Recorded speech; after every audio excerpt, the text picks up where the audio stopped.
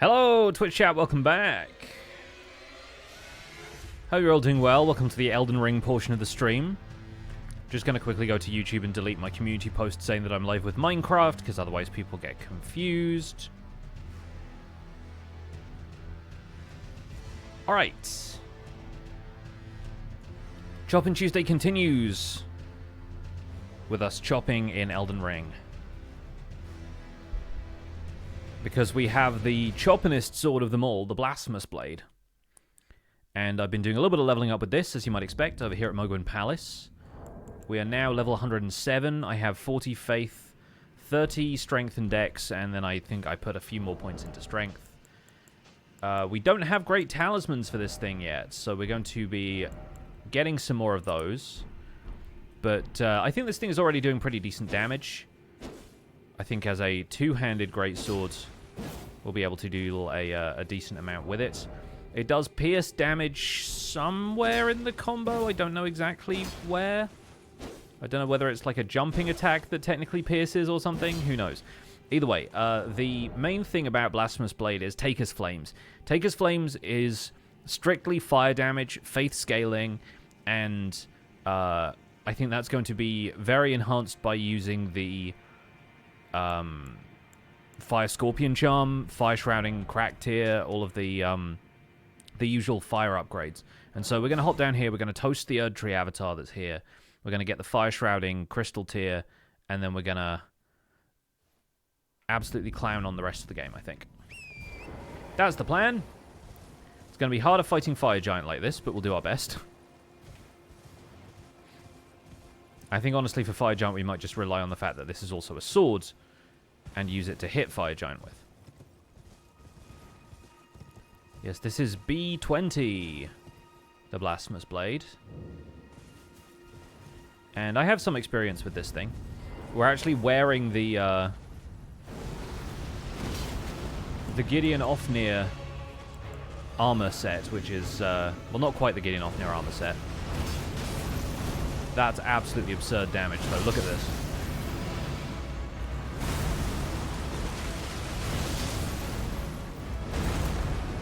Nice. It's the Gideon Ofnir crest. The eye surcoat. Wait a second, that's not the Fire Shrouding tier at all. We need the Erdtree avatar down here for that one, right? Of course we do.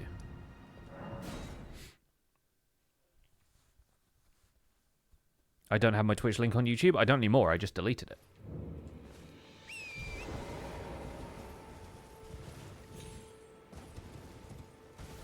Was that 3 hits? More or less, yeah. I mean, three Taker's Flames. Oh, we're not going that way. We're going the other way. It's a...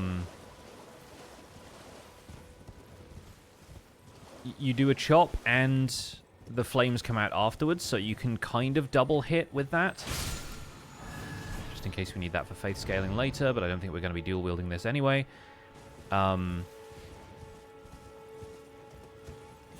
We could also use Flame Art rather than Sacred, so... But yeah, 3 L2s and then a single swing is still pretty good. And since this is all fire damage with faith scaling rather than sacred damage, it will absolutely shred Radagon. So I'm looking forward to doing that a little later.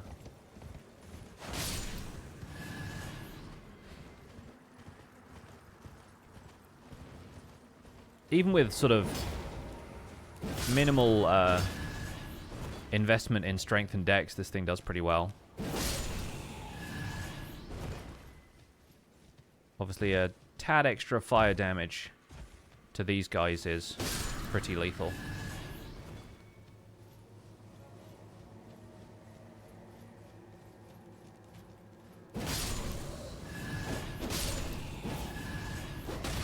Oh, hello. You're here first.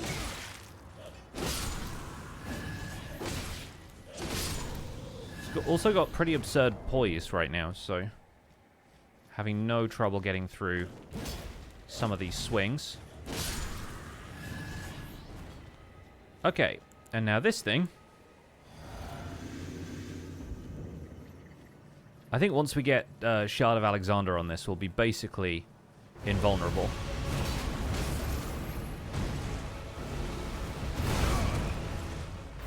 Okay, you do have to not get hit by that in order to land another hit.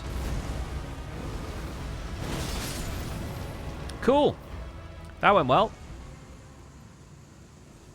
What tier of weapon is this? Absolutely S tier. I mean, look at what it's doing. And there's the Flame Shroud. Okay, great. So, for that, I think we should probably go and fight Radahn. I might go and get the... Do I want to do Stormveil? I think I might just go and get the Radahn fight done, get Radahn's Great Rune. You missed the Minecraft stream? Hey, no worries. Another one will be along on Thursday. That's not going to get us over the line when it comes to runes. Let's just see if we can nail this first try.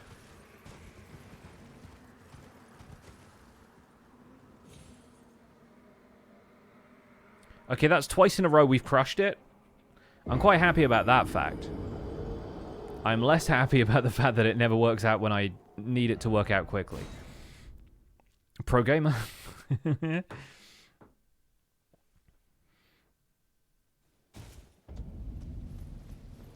Alright. Let's go see what Radahn has to say about it.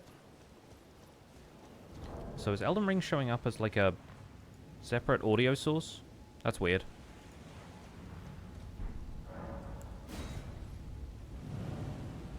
It's never done that before. Why is it doing that now? I didn't just mute the game for everyone, did I?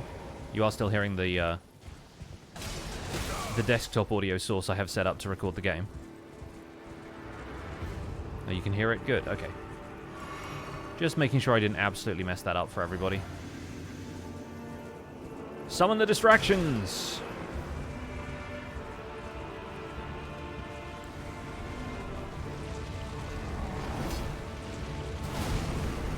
Tragoth, I appreciate you saying hi, but your greeting is in the way.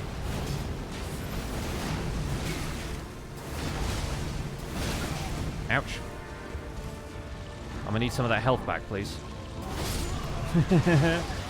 Not this time.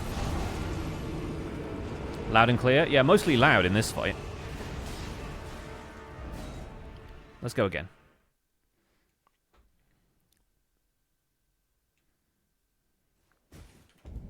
So the crystal tier I have in this right now boosts charged attack power, but that doesn't do anything for Taker's Flames. So the only thing it's really giving us right now is more strength, which is fine because it scales with strength. But I also don't think I've upgraded this sword all the way because we still need the Smithing Stone 7. We need a Somber 7. And then we need to go through Morgott to get the Somber 10. But that's nice and easy.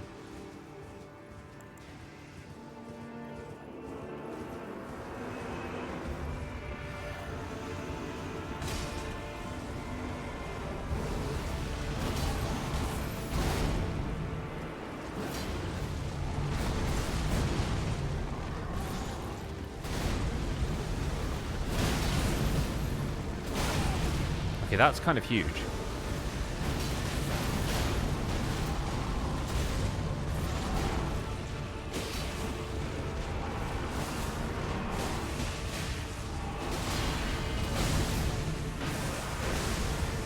It also has my favorite running R2, the amazing spin attack. But we will probably need to drink a blue flask here. Make sure that he comes down in the spot that's not going to immediately insta-kill the squad.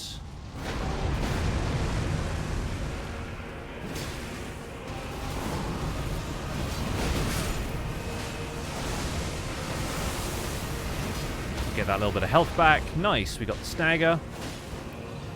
I'll take it.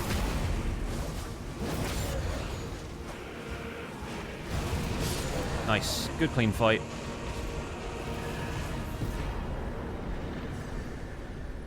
Then we can get Alexander, because we'll need Shard of Alexander later.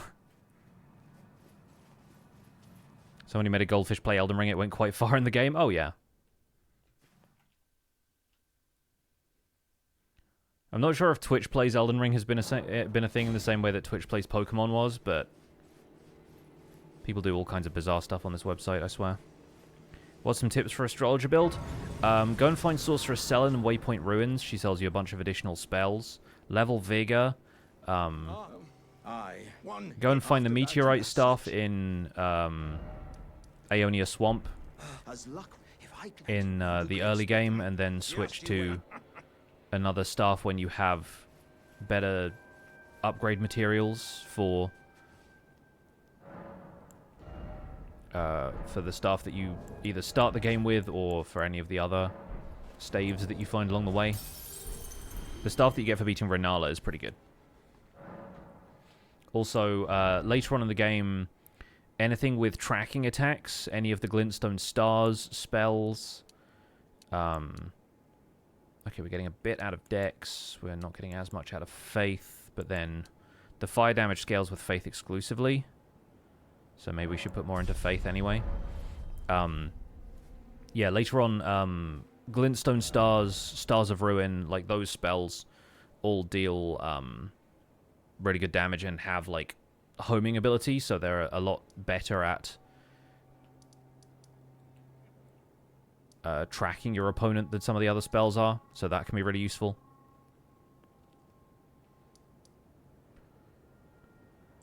What's next on the agenda? I think probably Leyndell, because we've said what we needed to Alexander, right? Yeah, he's no longer there. Okay, great. Leyndell it is.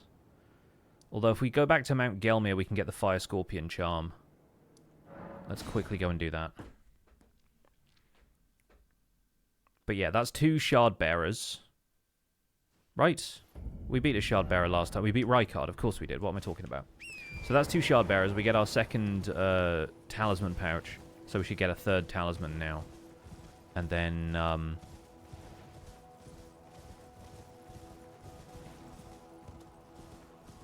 yeah, we should get the Fire Scorpion charm for extra Taker's Flames power. Get into Leyndell. Get the Somber 7. Level up as far as this weapon will go. And then Morgott should be pretty straightforward. Yeah, this weapon is literally fire, it's true.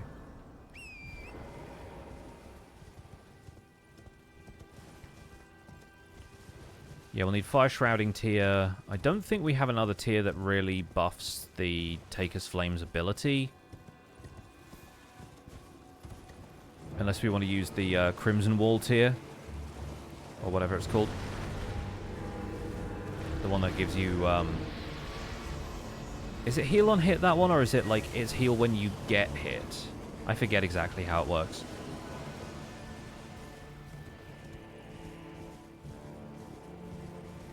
Behold, skeleton!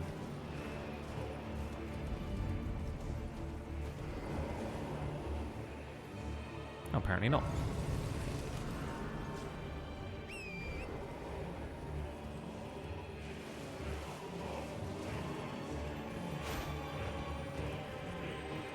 Heal when you get hit is a rubbish mechanic, surely. Isn't heal on hitting the enemy? It's like you can... When you get hit... There's one thing... There's one mixed physic tier that converts your... damage that you would take into healing.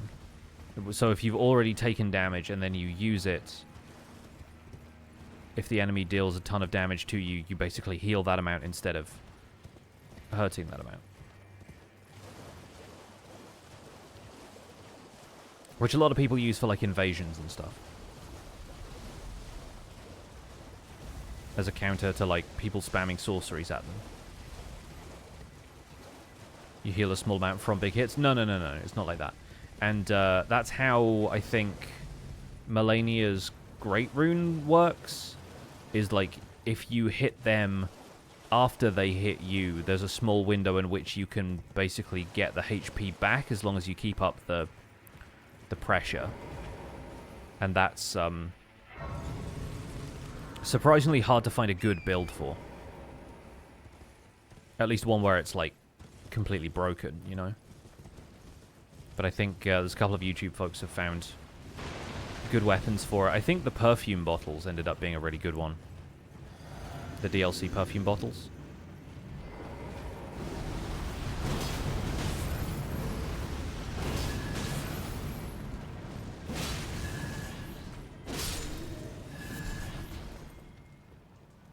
Okay.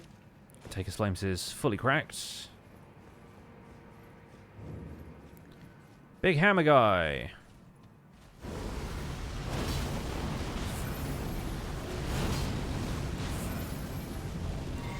Fire all around.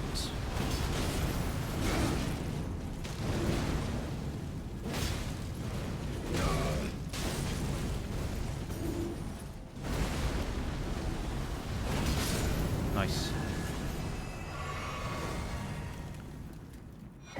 Dual wielding this and that would be absurd. The Inferno Crozier. So we have this. Which I don't think we really need for anything. But then up here, once the ghost starts talking to us, we jump over the wall. Where he's like, hee hee hee, ha ha ha, I took it. And then we'll head out to where Alexander is chilling in the lava lake.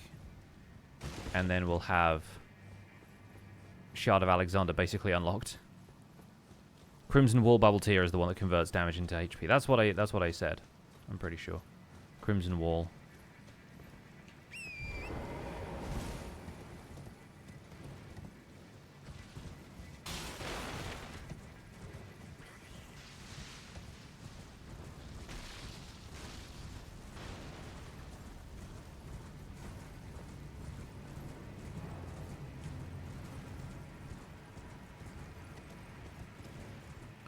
So, Magma Worm.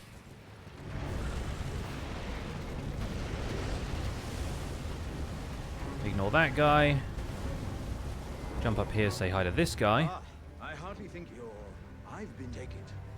Thanks for the jar. I won't be above them.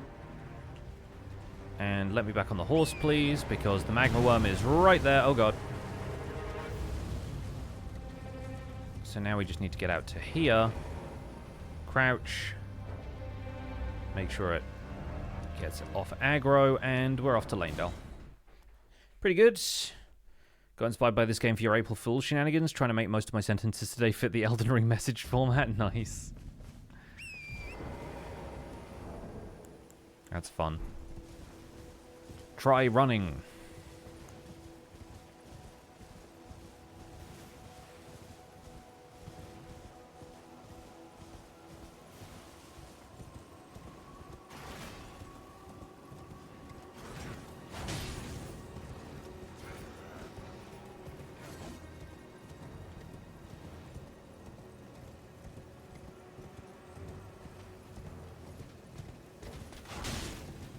Correct.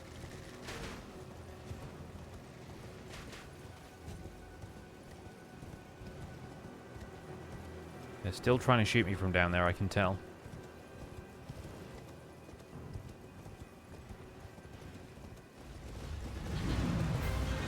Yeah, try it on here.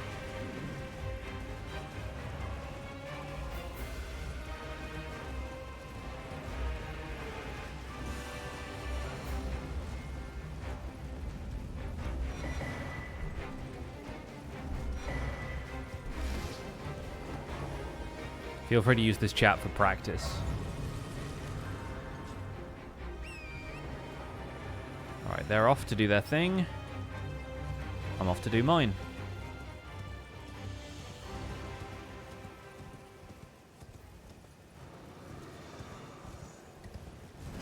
We did already fight Morgott, so we don't get to do the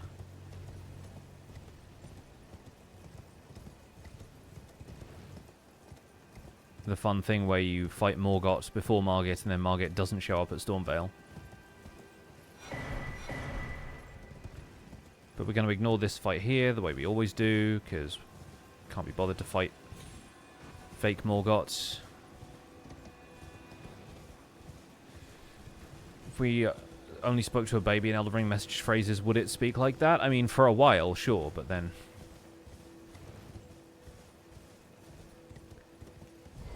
you got to consider how else that child learns. It's got to have grammar and syntax from other sources.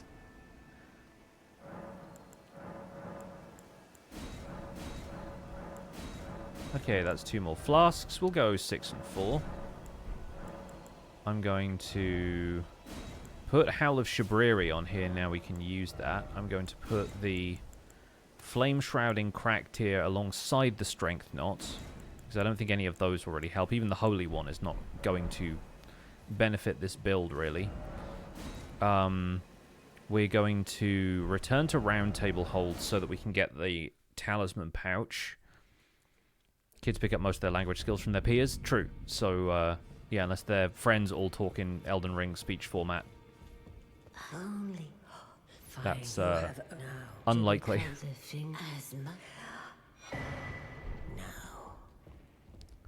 Alright, so now we have that. Adding this is going to lower our damage negation a little bit, as is Howl of Shabriri. But we'll have to deal with that.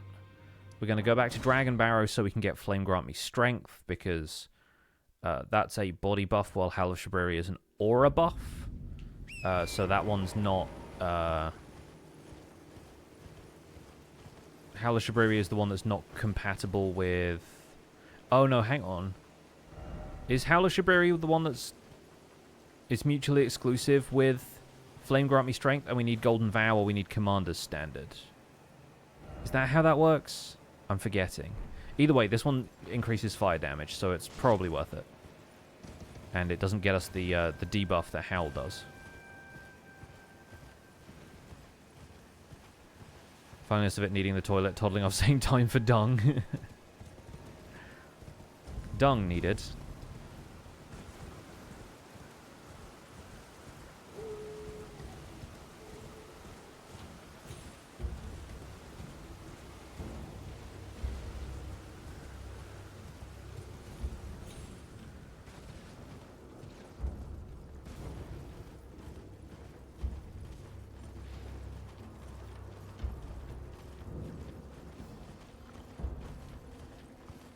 Liar ahead, yeah.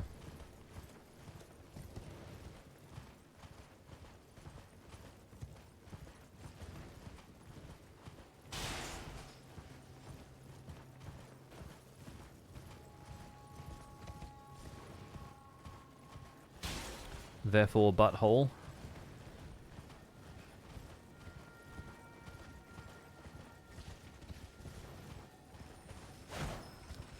Almost casually get Flame of the Redmanes.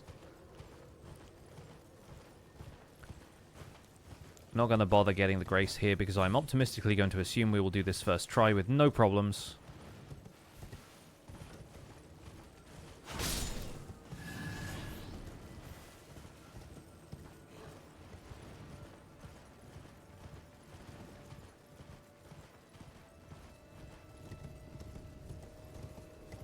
Thank you, Dan. I'm glad you have faith in me. Say the question again. Flame Grant Me Strength versus Howl of Shabriri what? Are they mutually exclusive? Like, can I cast both of these? Because I forget whether Howl of Shabriri is the same as Golden Vow or whether it's the same as Flame Grant Me Strength in terms of, like, stacking buffs. Because obviously I can get Golden Vow very easily from Gelmir. But, like, Commander's Standard is the same as Golden Vow. And I think Flame Grant Me Strength and Howl of Shabriri are the same, too. So you can't overlap them. There's a pretty simple test. I could just try casting both of them and see if it works. Like, if I do... do I even have a Sacred Seal? Oh, wait, yeah, I did go and buy one. I bought one between streams. So if I do this... and then I do this. Yeah, okay, it removes the Howl of Shabriri debuff, so okay. We only need one. And frankly, I'm more comfortable with Flame Grant Me Strength because it's a higher FP cost, but it's a better buff because it does additional fire damage as well.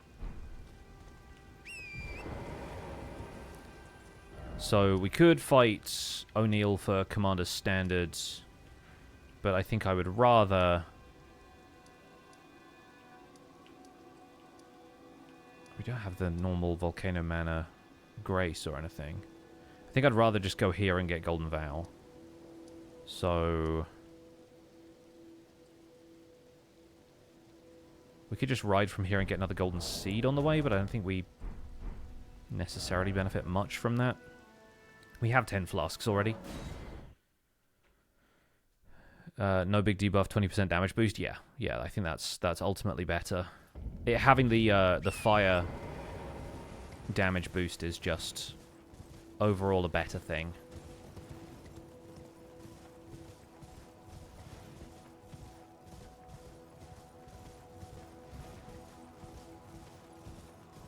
Howl only overwrites the damage buff of Flame Grant Me Strength and keeps the 5% stamina boost? Yeah.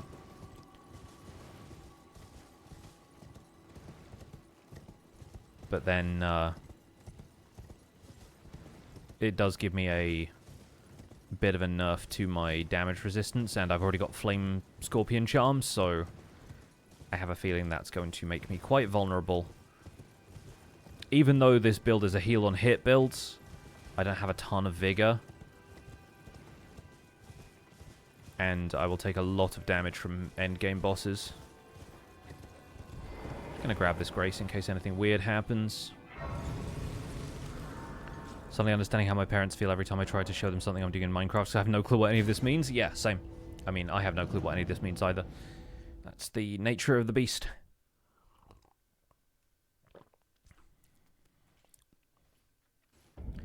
So from here... we will hop off the bridge. Just pop down here. Don't need this Grace. Only person we really have to fight is Anastasia, who's going to be a nice, easy victory. Because I think the NPCs don't really care that much about Taker's Flames. Which bodes well against Gideon. So weird to me as someone who hasn't played any FromSoft games how there isn't one official best weapon. Oh, yeah, I mean... it's not an RPG in the sense of the old JRPGs where your character had like an ultimate weapon for their character class or anything. In this game, so many of the weapons are viable, and that's kind of what I'm out here to prove. Like, we've done fights with bows, we've done fights with crossbows, torches. Like, I literally used a torch to beat the entire game fairly recently. And like the starter battle axe that you begin the game with if you choose the hero character class, I beat every boss in the game with that. So like, what matters is you find a weapon that you're comfortable with and then you upgrade it the right way and you build your stats for it the right way. Or you just learn the bosses, because people beat this game with like no leveling up whatsoever, right? Like people beat it hitless or deathless with no leveling up and starter equipment. Some people are mad lads.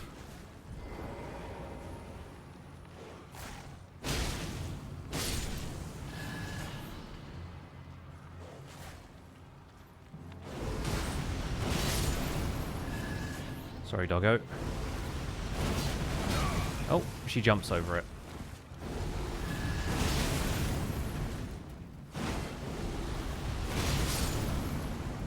GG.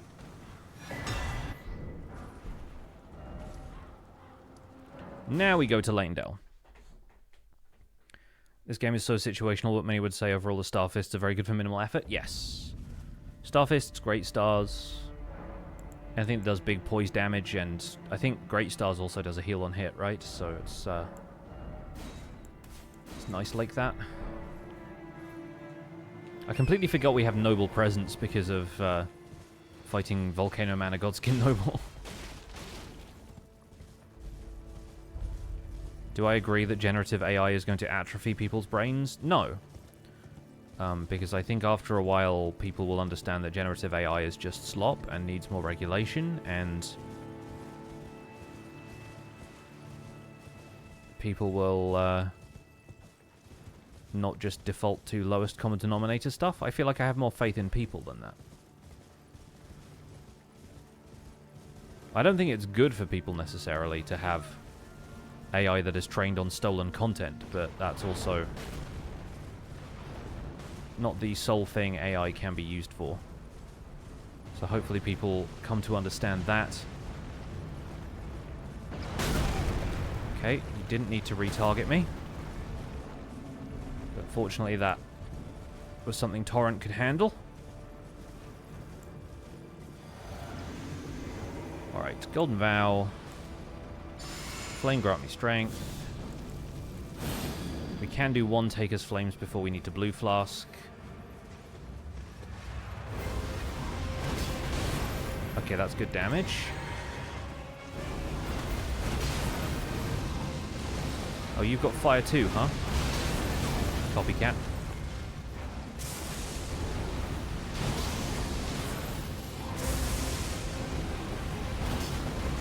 Oh, he sidestepped. Boo.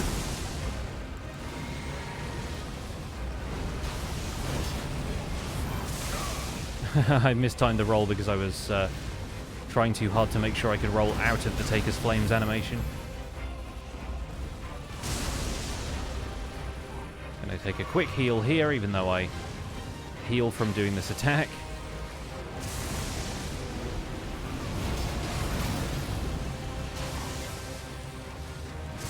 This should be it. Nice. Good fight.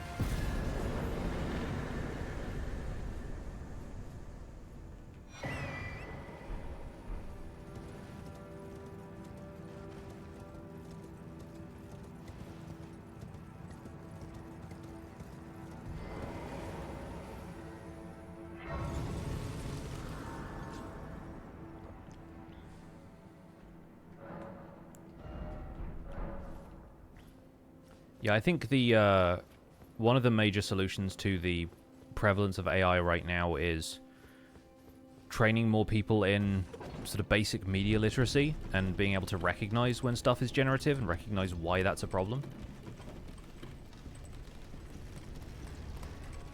I think there's already some great solutions to AI scraping content from people by, like, effectively sabotaging the stuff that it's trying to source.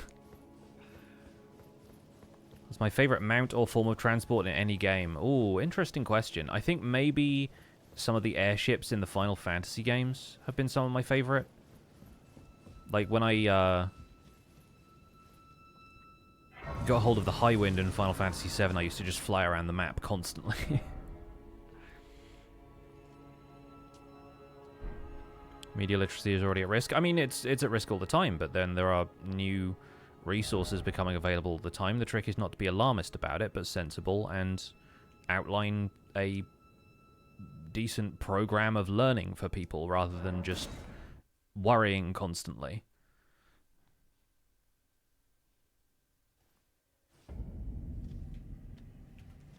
Like, I think it's the right thing to do to be worried, but it's also like, you know, just worrying about it is not going to solve the problem. Action is going to solve the problem. How do we act?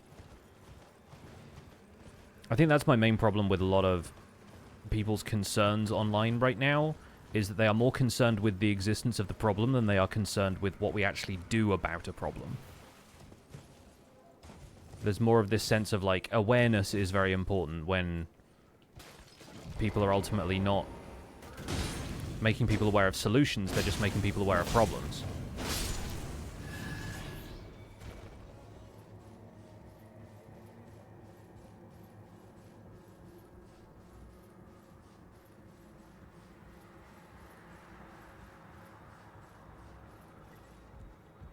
Constantly have to remind your mum that the Gemini AI thing at the top of searches is incorrect more often than correct. Yeah, no, I hate the fact that it's being pushed so hard.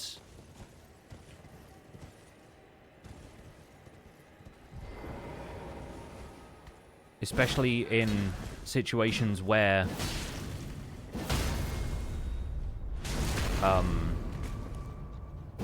integrity of information is very important.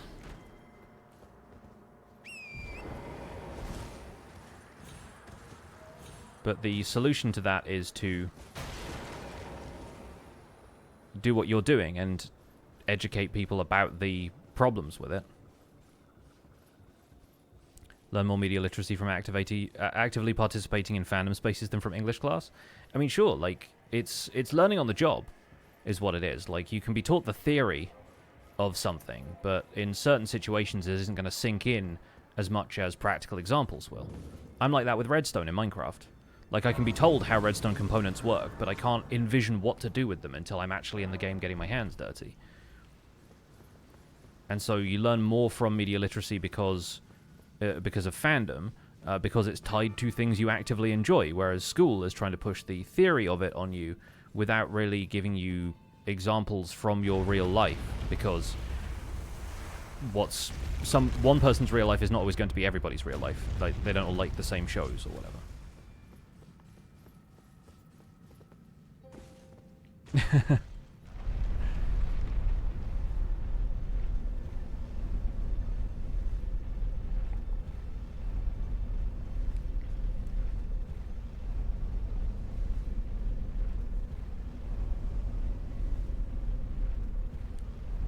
But, like, if you're learning about media literacy from watching, like, I don't know, Severance or whatever, that's not necessarily something that your English professor is going to use as an example.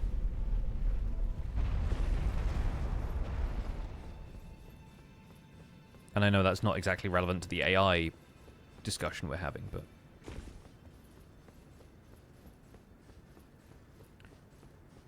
Prevalence of Gen AI from the perspective of an artist seems to be either not spending money or making money with no efforts. Same thing happened with news. You can't have good and free. Exactly, yeah, and...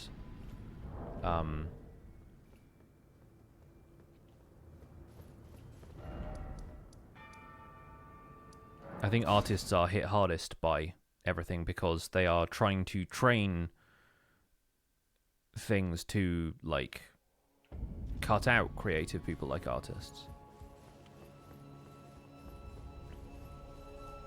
Because they are widely available data sets, right? And it's the stuff that you can see, so you can gather public support for it from the layman by showing them something pretty and saying, hey, a computer made this. And they're like, wow, the computer is really good.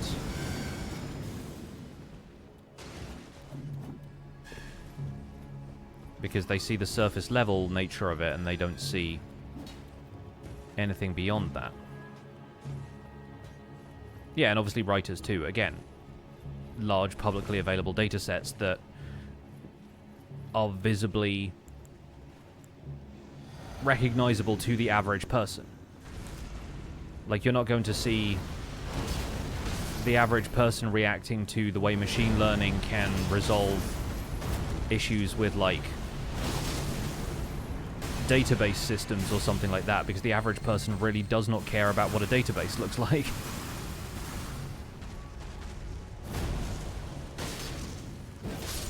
But they do care what a piece of art looks like. But yeah, the idea that it's being used to scalp artists' industry is awful. My art for bringing here, and thus I shall farewell. I shall leave. I wish you luck. I have no. And as always, I take the stance that even calling it AI is a misnomer to begin with.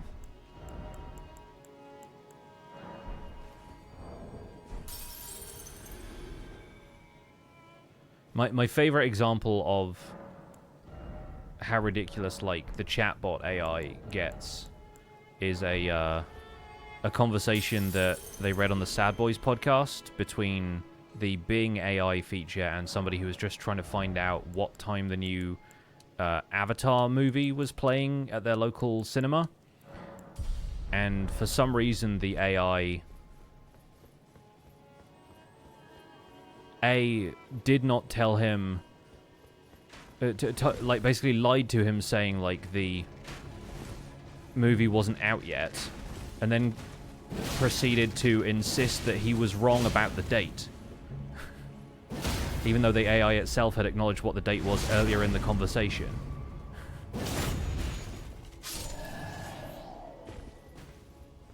And then it proceeded to berate him about being a bad user. Which was just absurd.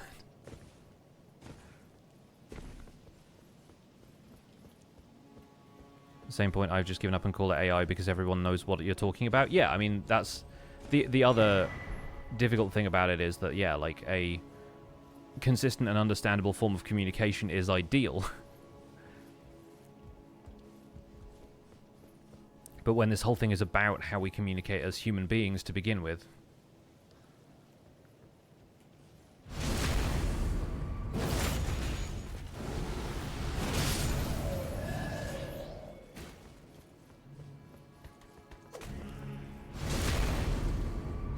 I don't know, it gets a little difficult to see the wood for the trees sometimes.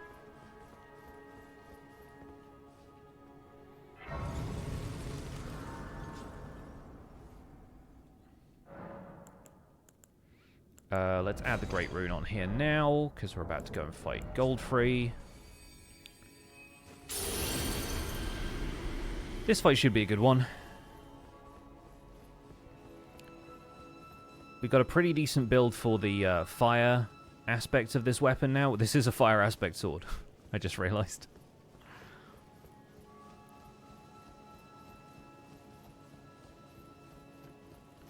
They lack the empathy for people having their work stolen. Yeah. Yeah, I think that's a major part of the problem, is just seeing people as data. It's dehumanizing all of it.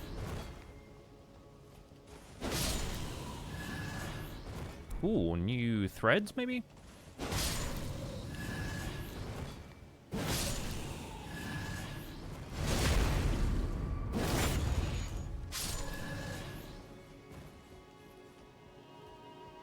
Drip? I can has.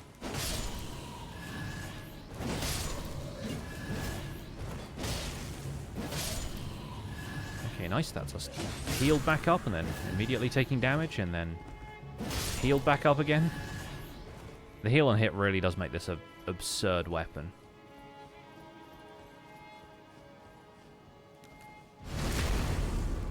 Get off the tree! Oh no, it didn't fall that far. Never mind.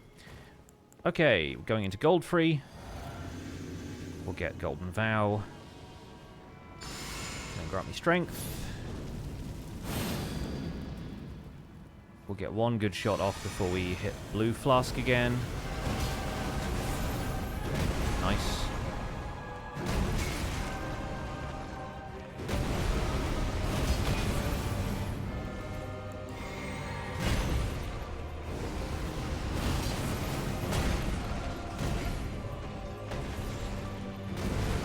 And this can hit from so far away, too.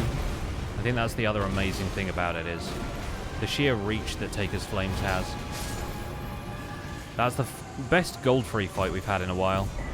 But this thing does absurd damage when you power it up that way. Kind of outrageous, yeah.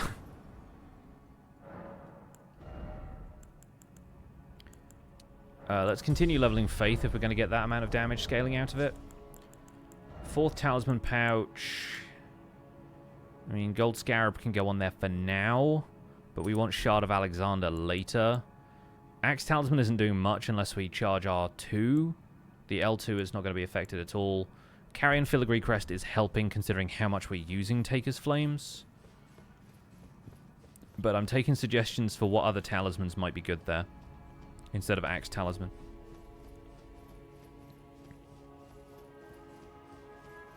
Well done, all the more victory. Thanks, Just Maya. I did it. Didn't expect weak foe.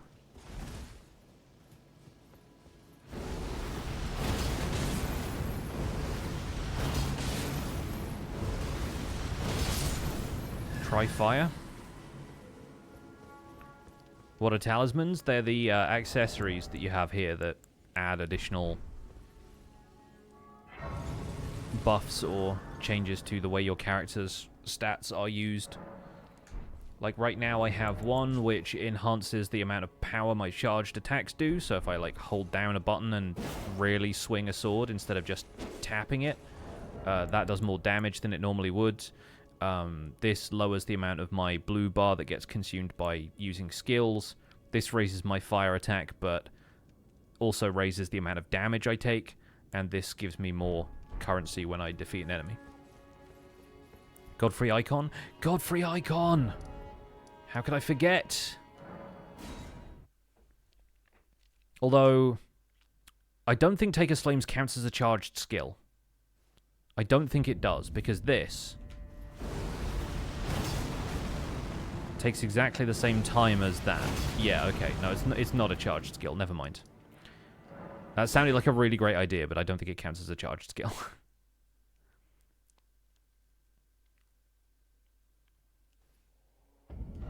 Wrong one.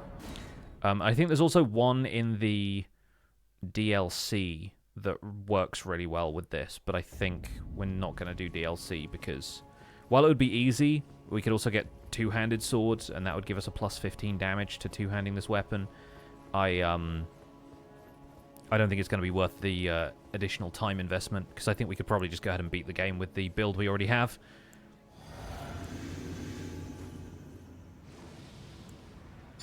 It doesn't? Okay, cool. Thanks for the confirmation. Appreciate it.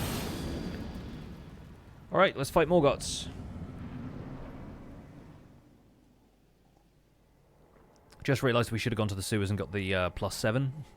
But we can probably get it from mountaintops instead now. Tarnished.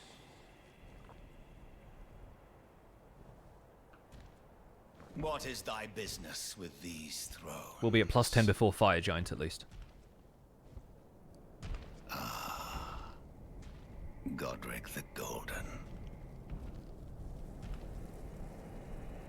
The twin prodigies, Mikola and Malenia.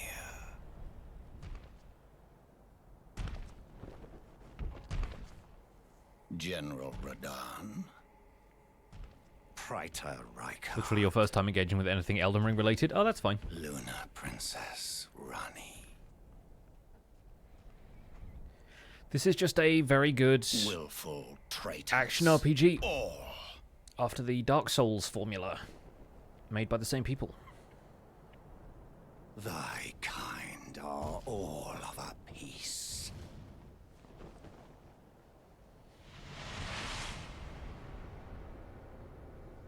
Pillagers, emboldened by the flame of ambition.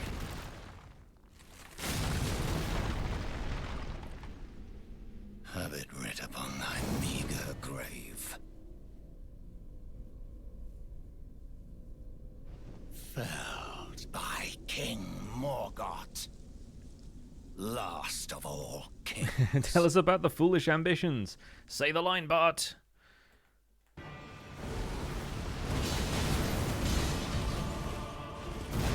Absurd damage. Blue flask. More absurd damage. Even more absurd damage.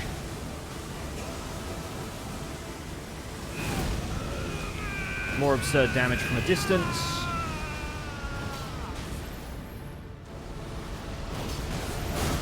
Oh no! Okay, that didn't do nearly as much as I was expecting, so I think we're good.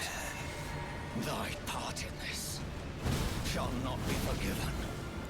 Turns out we're not so good. Boo.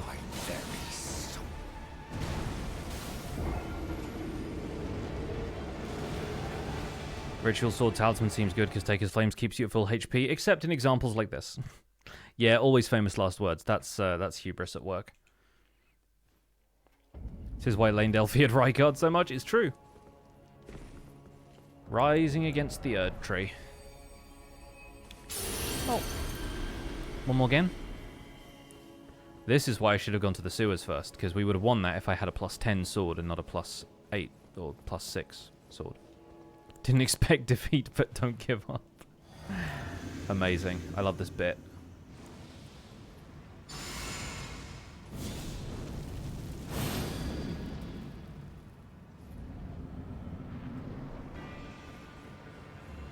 Alright. Quick run in. He's probably going to have a counter for this, but we'll do it anyway.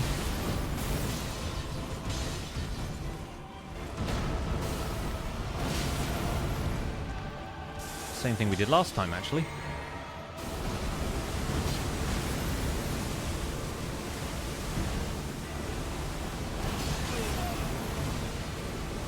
It's not going to do much.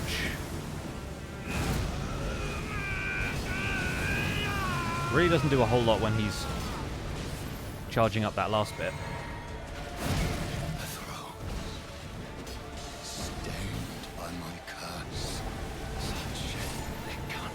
There we go. Thy part in this shall not be forgiven. Winning first time, foolish ambition. Second time, though. Considering you're good at the game, how many times do you usually die per weapon? I haven't really tracked deaths for a while, but I'd say it's like still in the 10 to 20 range.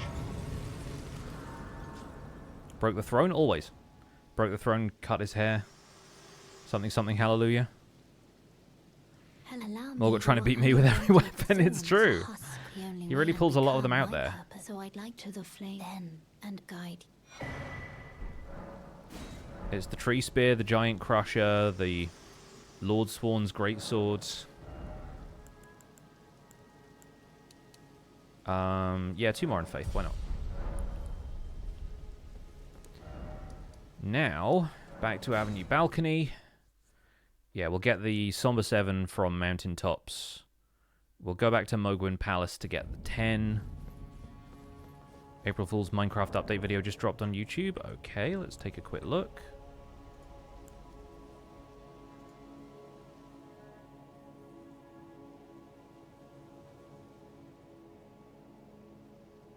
Oh no. The Craft Mine update. Is that in the launcher already?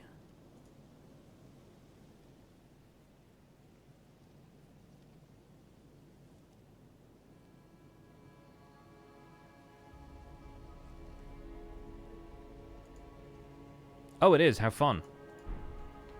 Okay.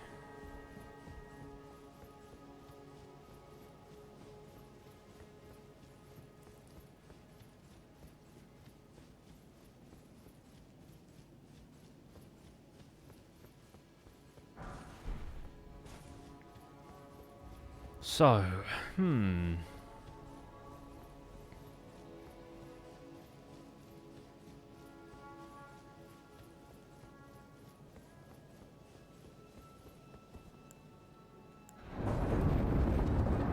Genuinely kind of curious what the Minecraft deal is. This guy has glowing eyes, which means we take him out. For 5 times the usual runes.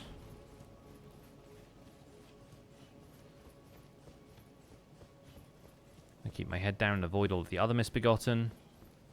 I'm not here, don't worry about me. Don't want that, because that's just some butterflies or something.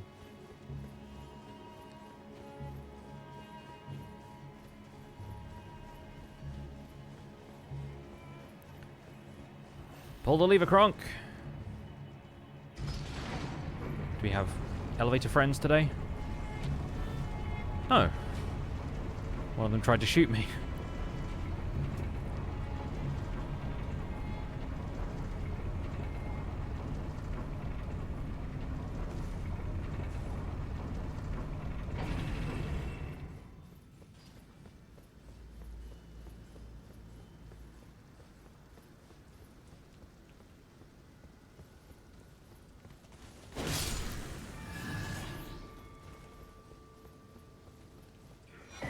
Grab that just in case we need it against fire giants.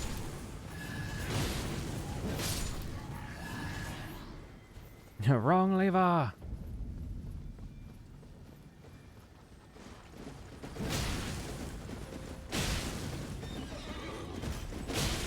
The way he thinks he's going.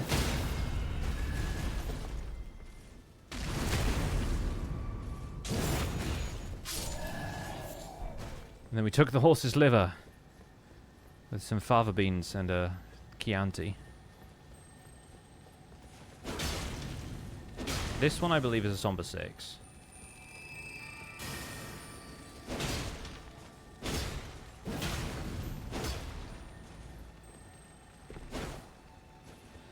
Come back here, you. Yeah, that's a 6, okay. Video is fun. Does it seem like it would be worth me playing it?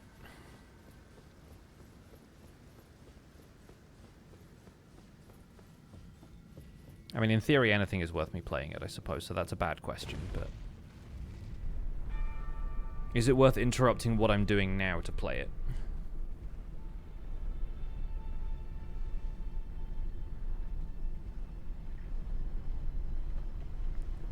Nothing is ever going to beat one block at a time for me, and I feel bad about that.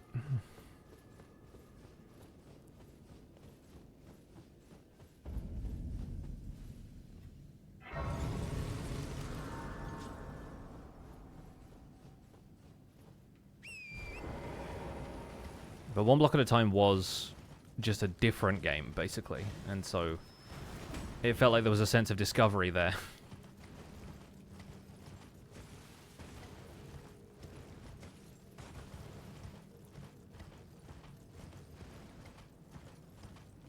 Thank you, Top Cart, we know.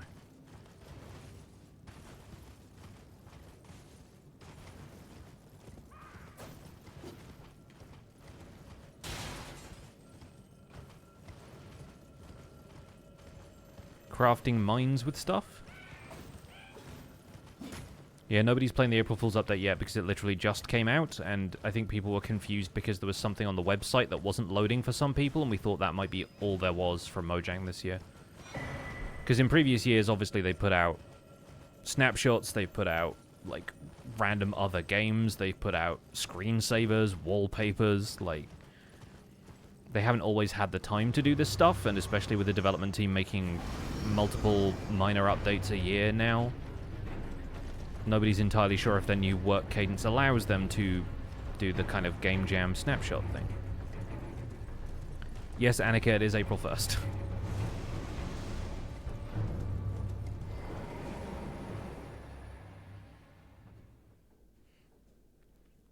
Did just try it, but it seemed a bit confusing for you. Definitely a next stream thing. Okay, we'll try it on the next stream. That's the thing I love about the Java launcher, is that it's not just for one day. You can play that version whenever you want to. I played one block at a time for an entire week.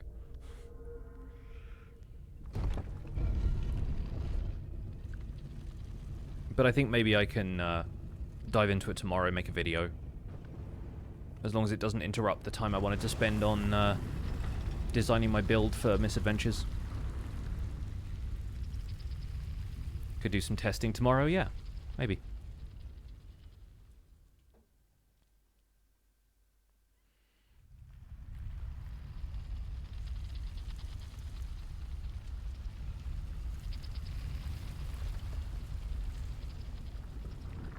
I don't know why I watched this cutscene this time. We're just talking about the Minecraft thing. It kind of had my attention there for a second. Never crossed my mind that one block at a time was an April Fool's snapshot. It's been a while since I've watched that, though. It was the best April Fool's snapshot. It was my absolute favorite thing they've done with any joke version of Minecraft ever.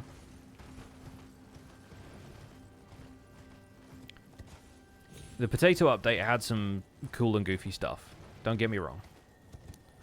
Like, the potato update was okay. But one block at a time was absolutely better. Is it this guy? Are you the guy?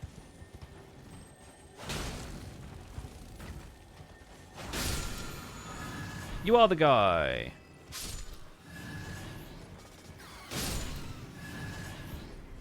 Okay, well, we'll get to a grace so that we don't lose our progress here, because I haven't tagged any of the graces so far. And then we'll go to Roundtable Hold and upgrade this weapon.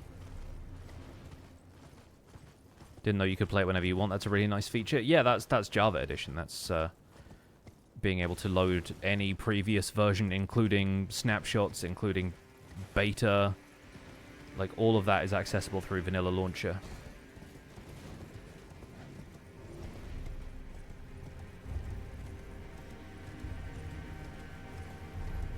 Yes, we are talking about this, and yes, they have released an April Fool's snapshot. We don't know what it is. I'm playing Elden Ring.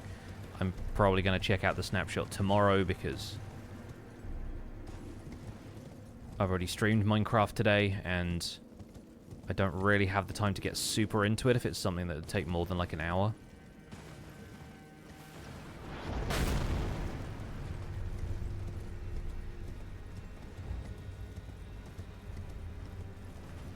But we were just saying that it's one of the fun parts about the Java snapshots is that you can play them whenever you want to. You don't have to play them like on April 1st. It's called Craft Mine, totally different from Minecraft. Yep.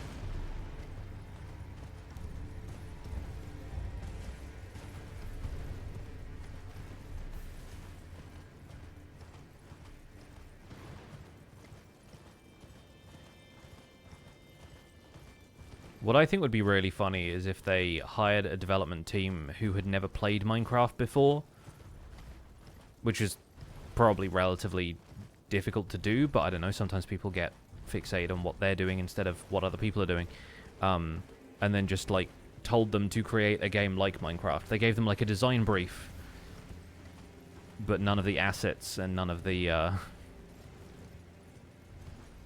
exact details of how to play Minecraft, and then they released whatever those guys did.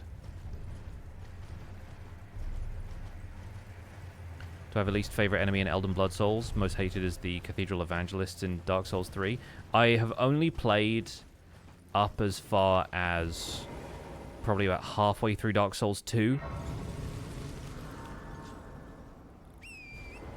And I think it's most of the enemies in Dark Souls 2 because they do damage to you even if you roll half the time. And I'm like, why is there a dodge roll in this game if it doesn't work the way it does in the other games? But in Elden Ring, it's probably the lobsters, because they're horrific.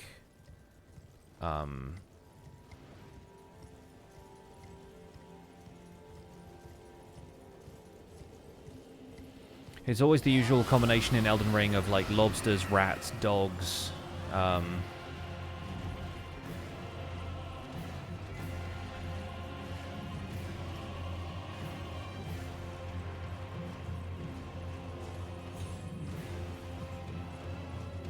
Birds, the birds, yeah. Stormhawks.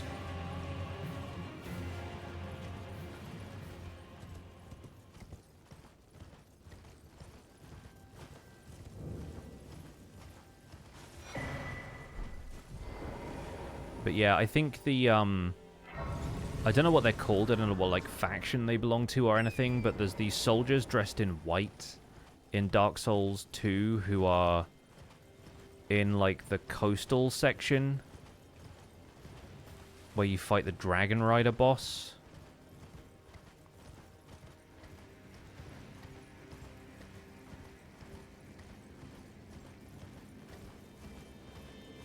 Like those guys. I hate those guys.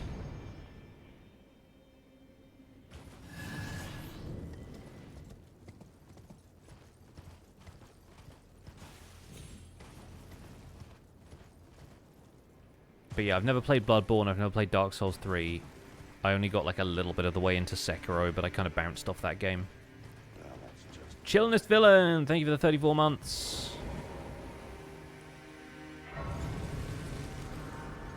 Okay, I think we're going to go and get the Somber 10 and upgrade now before we fight Okina. I think we'd be fine against Okina, but may as well give ourselves the advantage before we fight the next thing we actually intend to fight. Did I play through the DLC in Dark Souls 1? No, I just played through the base game. I didn't really know how to get to the DLC. I saw somebody else do it, but by that point I was kind of like, I played through the main game of Dark Souls 1 once, and or twice, rather, and I'm kind of okay with it from there, you know? Me and Dark Souls 1, we had our fun. I might return to that game at some stage, but Never finished Sekiro, I just got lost all the time. That wasn't necessarily my problem, it's just that I couldn't figure out how to do some of the stuff it wanted me to do, like the counters and the guarding and stuff.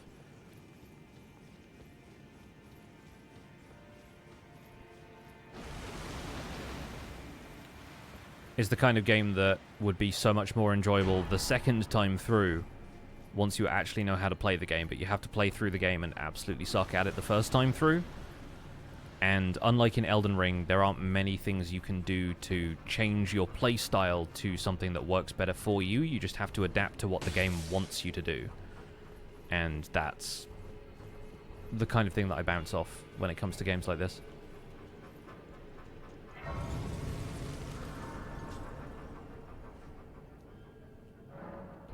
My specialty is sucking at games.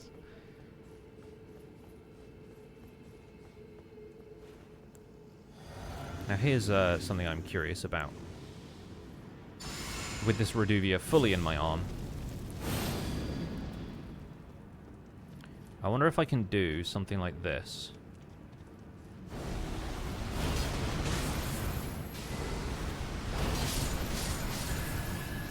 Okay, that's pretty good. That's good damage.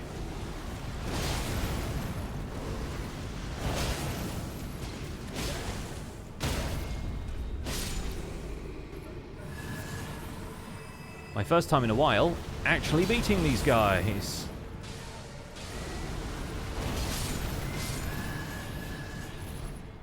Where'd that last one go? Oh, he's over there. Well,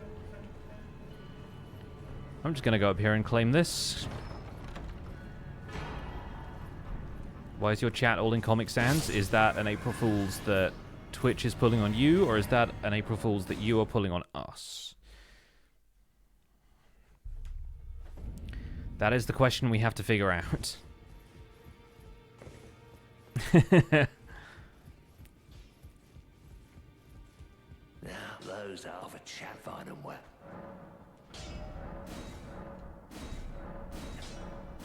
There we go. We're plus 10. Let's go fight Okina.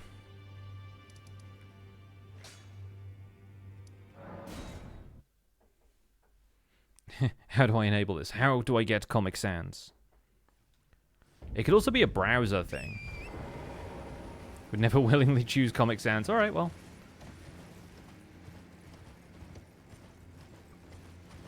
Yeah, sometimes that's a browser thing. Sometimes it's just like changes the default text.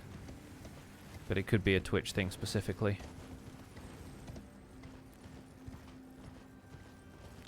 At least it's still very readable, which is the whole point of Comic Sans.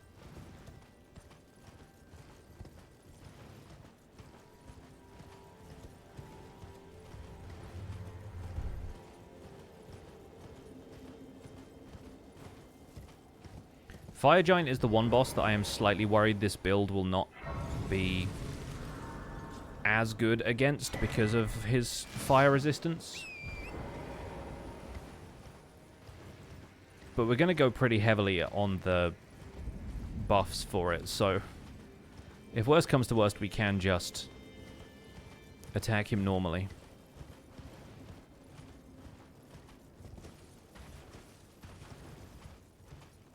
You don't choose Comic Sans chooses you.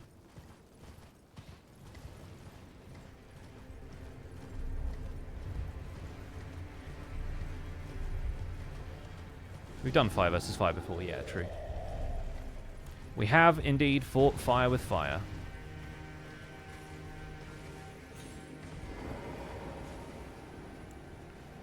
Now we're going to fight Samurai with fire.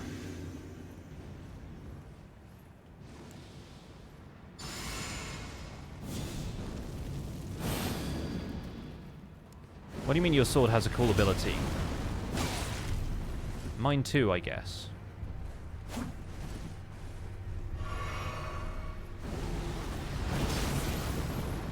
Okay, that's huge damage. Okay, and that time it still did 1200 damage even though I didn't have enough mana to do the skill.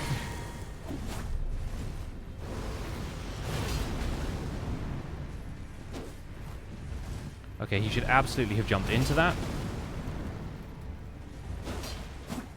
I find it frankly rather absurd that he did not.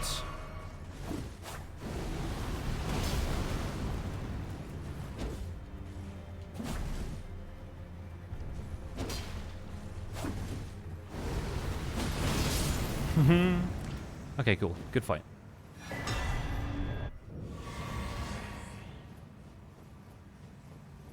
A product design teacher in high school would refuse to let us use Comic Sans in any assignment. Apparently it's overused.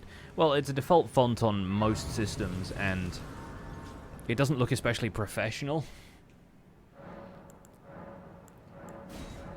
It's sort of a shortcut to a certain kind of tone, I guess. That, yeah, I can see why people are not too keen on seeing it absolutely everywhere. It's a really cool new font. I forget the name that's been specifically designed to help dyslexic users. Oh, that's cool.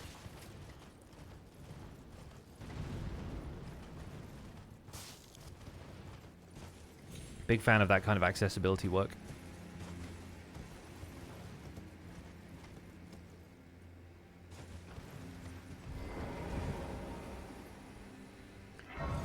Working at college, 16 to 18 in the media department. The graphic design lecturer gets trolled by Comic Sans and Papyrus every year. Oh, I bet. Yeah. Make yourself an easy target. We're not going to summon Alexander this time because I have a lot easier time with Fire Giant if I can ride the horse. Did we come up with a better option for this yet? No, I guess not, right? We need Shard of Alexander, really. Obviously, we have the Flame Resist Talisman, if that would be helpful.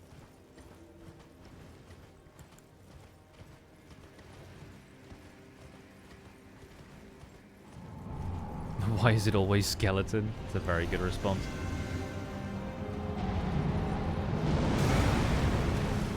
Well, not the best of starts, but we can recover. Can't recover from that, though.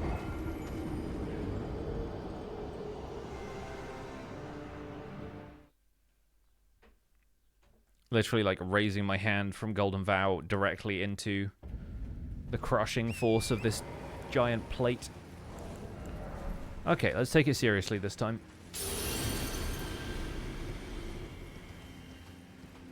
Behold, flat.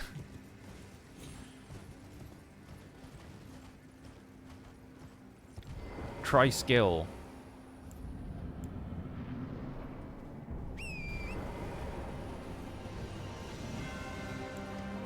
He did low 5 us there a little bit, yes. I'm going to buff here just to be on the safe side, even though he's probably going to snowplow me in a second. I'm actually better at rolling through that than I am at riding through it.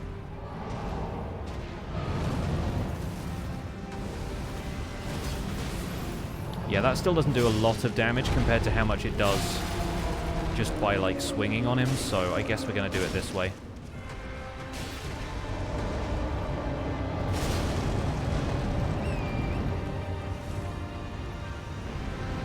This is the one fight that we're actually going to do physically with this weapon.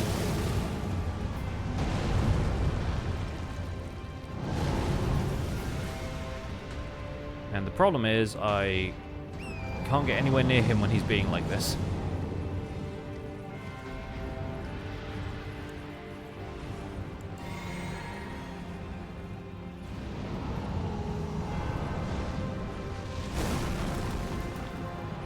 Why are you like this?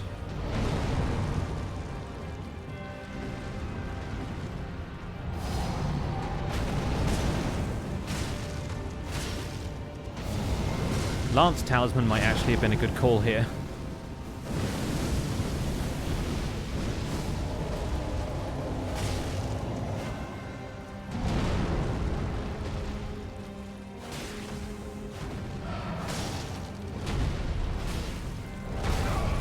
Oh, Torrent, I'm sorry.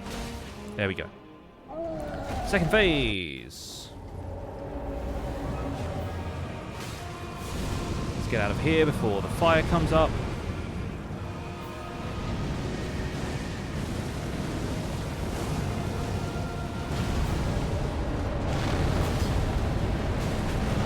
Just considering buffing, I rather think I won't now.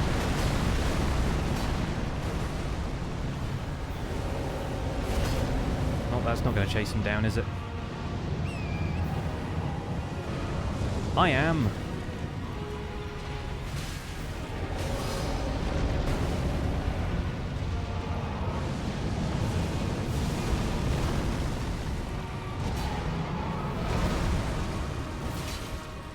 Get him in the wrists.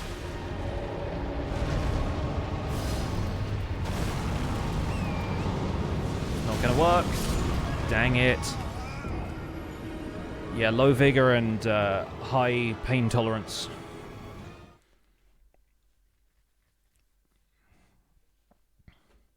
How's the Snake Blade treating us? Pretty well, except for the fact that Fire Giant is obviously, by definition, resistant to the main type of damage that we've been using. So we have to actually fight this boss. I think this time around we need to maybe buff while he's raging in second phase, and then or maybe we will summon Alexander instead of use Torrent, but I still don't know if that's a great idea. We may as well try it. At least it gives him something else to focus on.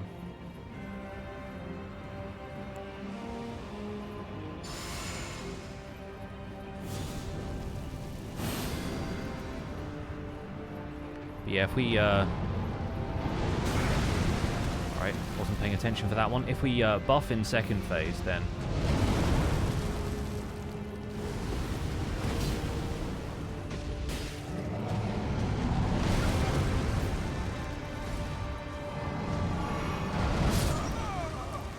that was just timing everything wrong.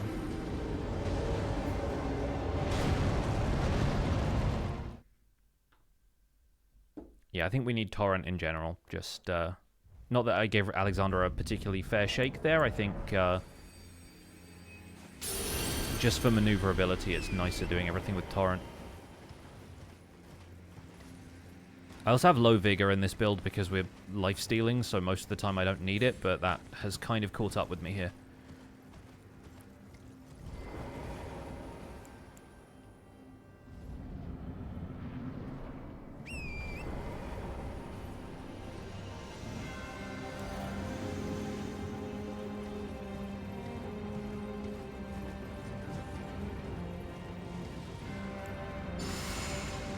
I always forget that you can cast incantations on horseback.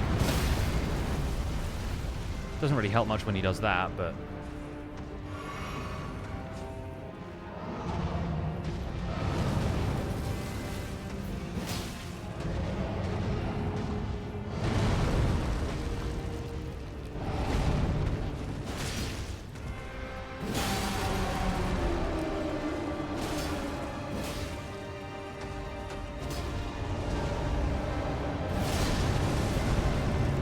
okay, the jump attack there is pretty good still.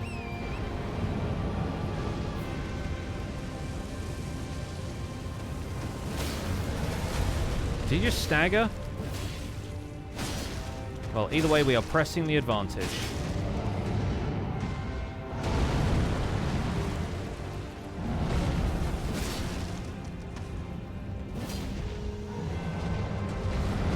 Yeah, that was poorly timed. That was poorly timed. And this is just a disaster. Hey look, I can make flames too. Alright. We hit him with something there. This time I do this.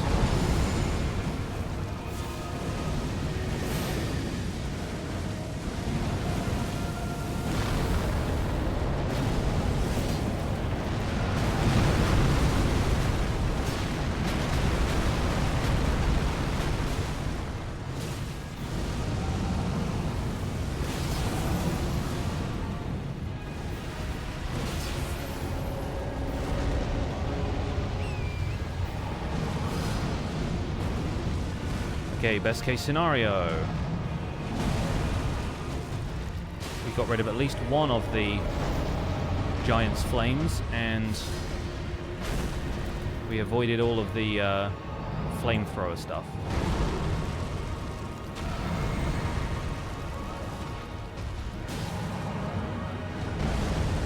Alright. Down here by the legs. Give him a quick chop.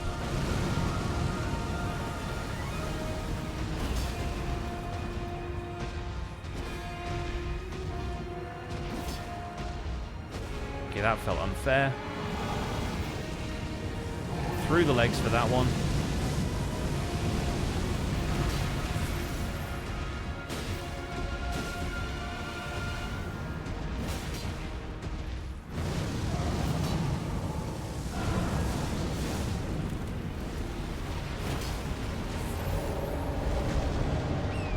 Okay, this one he's going to follow up with the flamethrowers. Yep. Okay, what have you got?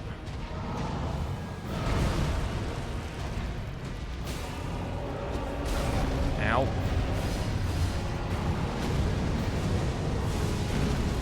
Thank goodness for that. Okay.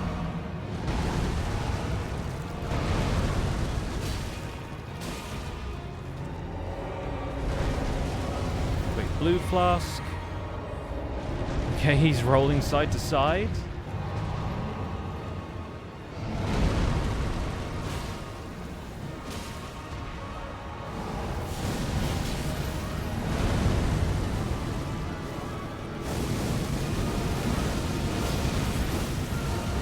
.404 flames not found.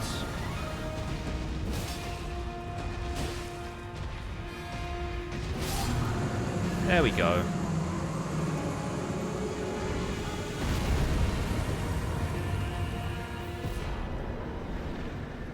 All right.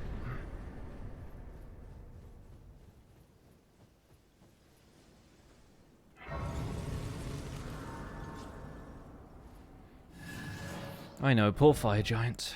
I think one into Vigor and one into Faith. And then I think we'll probably use up some of the other runes that we have just to give ourselves a bit more health going into Farum.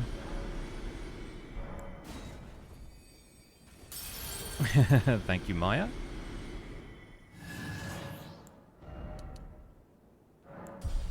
Yeah, that's like at least 100 more health from where I'm sitting. That's a vast improvement.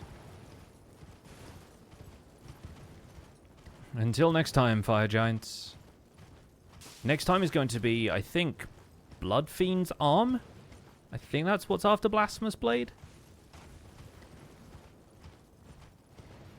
The B category does just keep putting out absolute bangers, so I would not be surprised if we have a very good time next time with this. Blood Fiend's Arm with a blood infusion does absolutely absurd bleed damage. Why no swarm of bees? What do you mean?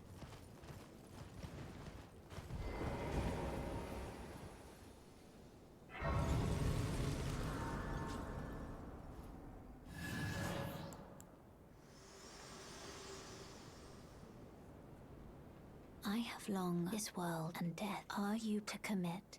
Because that'd be an S. I mean, yeah. Very let my hand.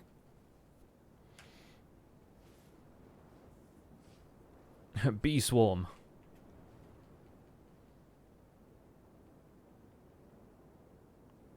I mean, that would already have happened a while ago because of this being in the BL now. Okay, anyway. Now that we are actually in Farum Azula, let's go do the thing.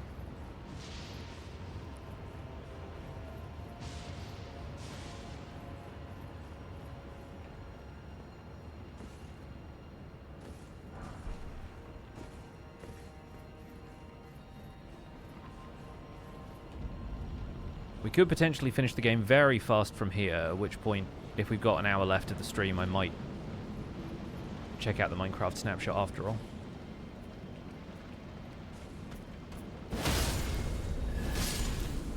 I straight up kill that guy next to him? Amazing.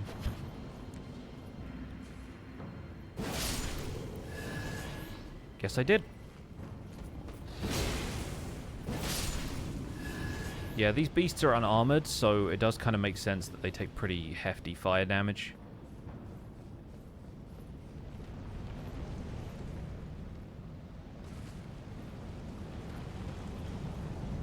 Boy, I wish you could use Torrent in this area now. It's very cool exploring it all on foot, but...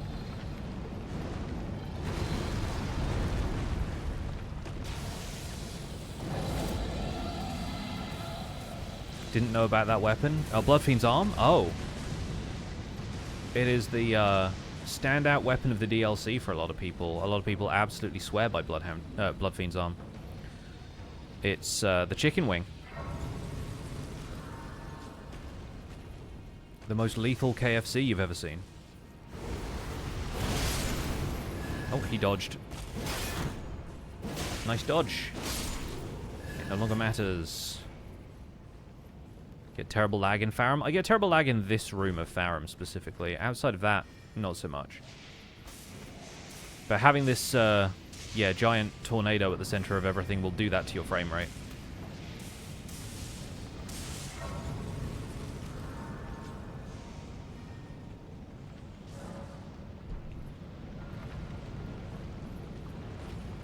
We do have one additional stop on the Farum tour, which is once we've done Godskin Duo, we need to go and fight Alexander to get Shard of Alexander, because that will make this build even better.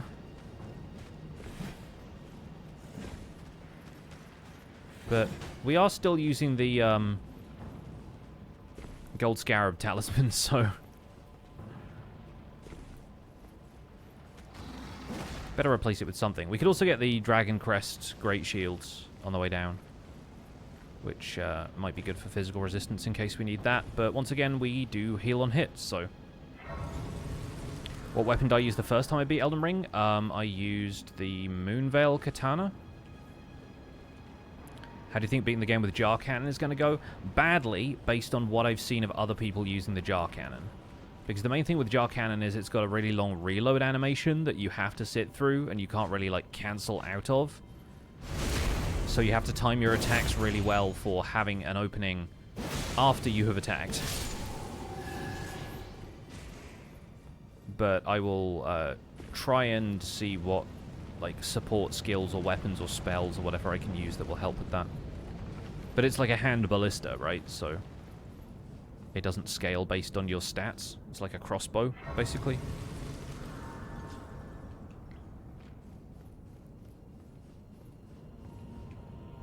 Should we summon Banal, yay or nay? I'm going to start with nay, and then maybe graduate to yay if this goes badly. But Taker's Flames can hit them through obstacles, and they do line up here, so... we can at least get a double hit off on them nice and early.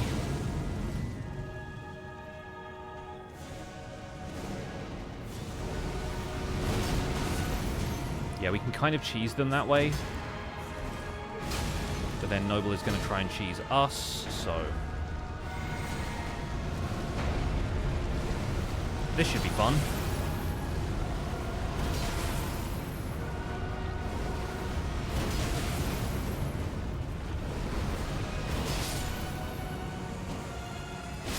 Amazing. I think we're going to be alright with this one, lads.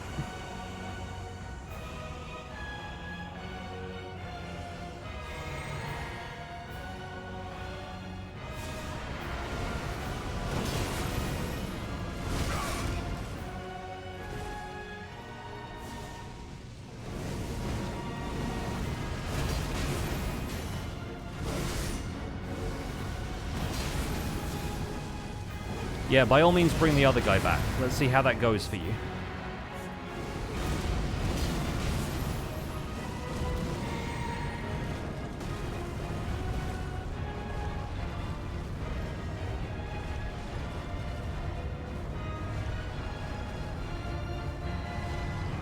Stop rolling.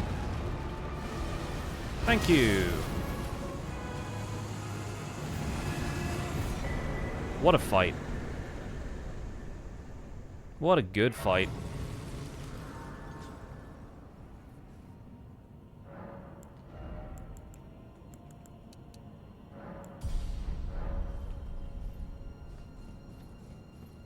Would you consider using sleep pots for that fight, or other pots in general elsewhere? Yeah, I absolutely would.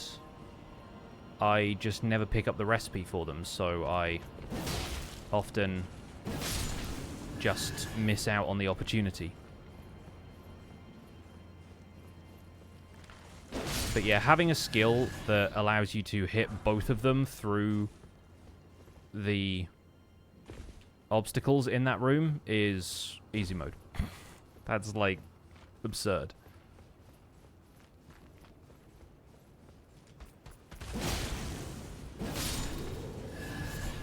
It also really helps that beastmen are more vulnerable to fire in that they set on fire and take a little bit of, like, interrupt from that.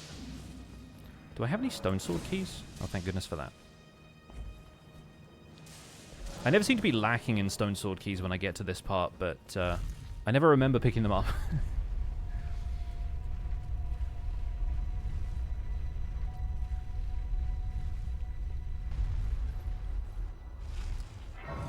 Very tempted to try this weapon your next playthrough. It's great. And if you know what you're doing, you can get to Rykard really early. So you can acquire this. Like, I got this before fighting any other shard bearers. Like, we didn't even fight Godric. I just got abducted from Rey Lucaria. Went in with enough stuff that I figured I could probably take Godskin Noble. And then upgraded the Serpent Hunter to +6. I think maybe even +4, actually.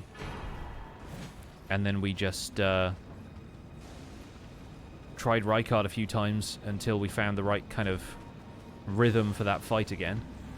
And it was a cakewalk. And then you just go to the round table hold and you've got the weapon. The Alexander fight is also going to go very easily for us. And then the rest of the game will go even easier because we have something that adds +15% to skills. Our city, that aside, I doubt there's, of course. Which means, would you kindly come and tell me? I've been longing. You are. Then let us begin. I am the great Jar Warrior, Iron Fist Alexander. Lend me strength. I guess he is kind of tanky against fire, right? It's kind of his whole deal. Still. My thanks. There we go. Let's put that instead of Axe Talisman, because I doubt I'll be able to use many charged attacks against Maliketh. 07's for the boy. Oh, that's the wrong one. Here. Dragon Temple lift. That's better. Right, now, back down here. I'm glad the elevator was still there. For whatever reason, I was just like, let me casually walk out into this dark room that can be an elevator shaft.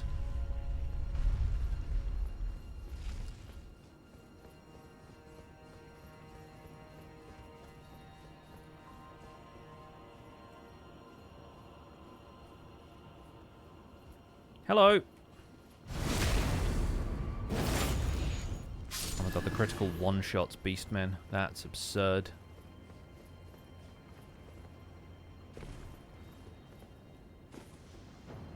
We'll grab the Great Shield from down here just because extra physical resist might be nice.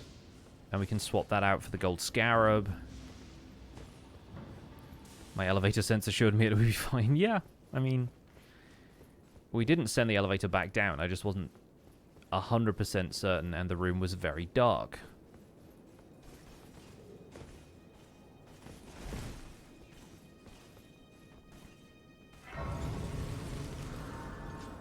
Now, my favorite place as somebody with a ground-based Ash of War. Birds! Woe betide any bird that remains on the ground, for it shall be destroyed with the flames. And any bird that remains in the air, we will just have to deal with as it comes. Where's the one that was down there? What happened to it? Where did it go?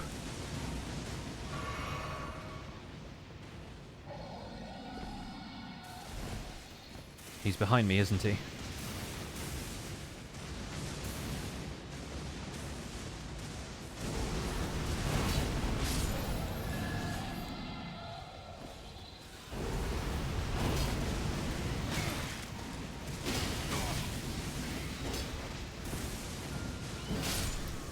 Okay, that went alright.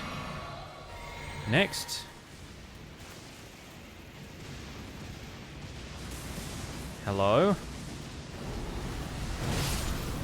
There we go. Dragon time.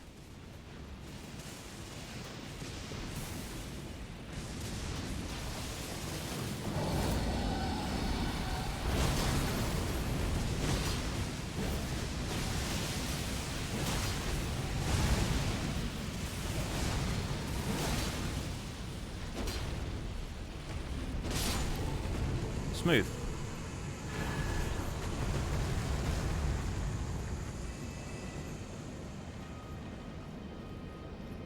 Okay, mostly alright. Couple of minor setbacks, but nothing too troublesome.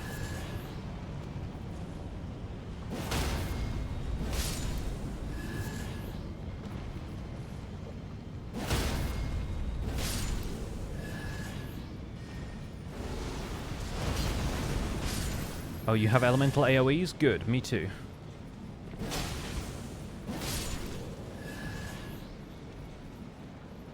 Where's Otto when this happens?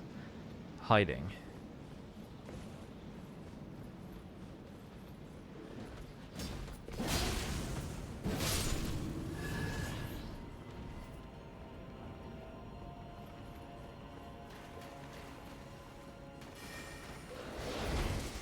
Praise the rolling.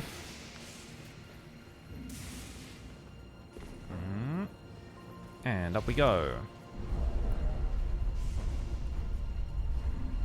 Okay. Time to trounce Draconic Tree Sentinel. I say that primarily because we can buff before this fight, because we're just going to go back to the Grace and then buff again before Maliketh, so we can truly unleash on this lad. I think he's got reasonable fire resistance because of being Draconic and all, but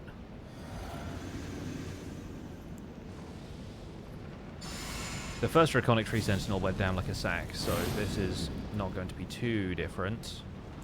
We'll keep the blue flask on deck just in case.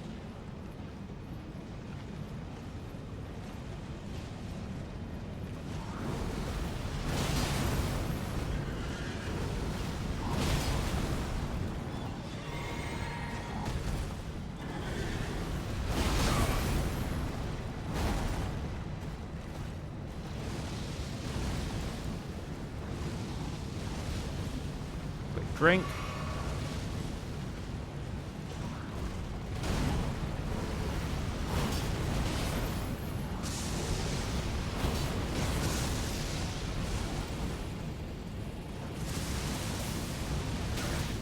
Don't know how that one hit me. I rolled.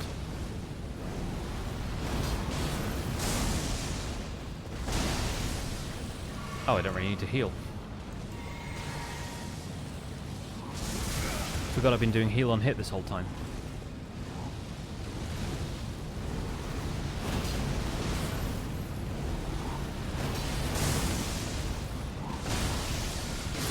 You fool! Okay, that was not as good as it could have been, but certainly not bad.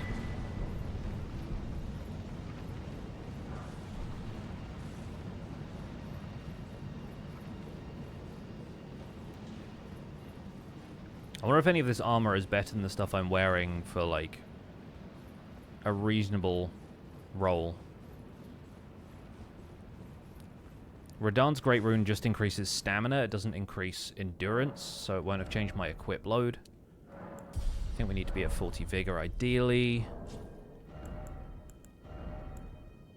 That will keep me at a medium load, and all of the stats are better. That will make me heavy, so we probably shouldn't. But these definitely look like the gloves I should be wearing to handle this sword made of fiery blood and flesh.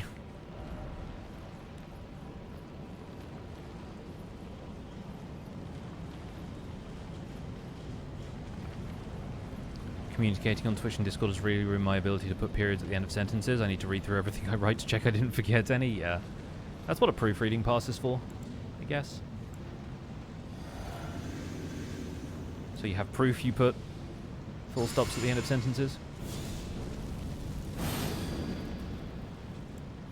We'll put the blue flask on deck just in case. Alright, Maliketh, how do you feel about fire? Pretty good, it turns out. That's basically second phase in 2 hits. That's definitely second phase in 3.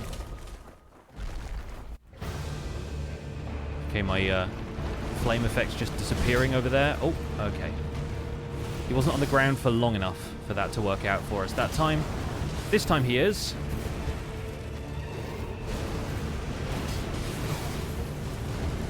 Okay, he's going to hit us with that. It no longer matters.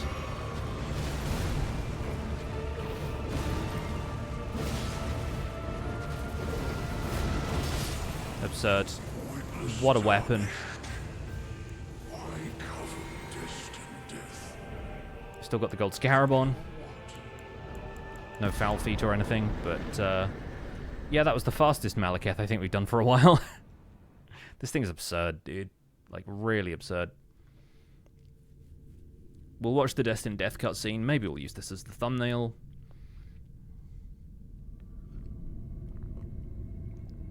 Yeah, we barely got to see the Italian Cold Steel Cinque Dia.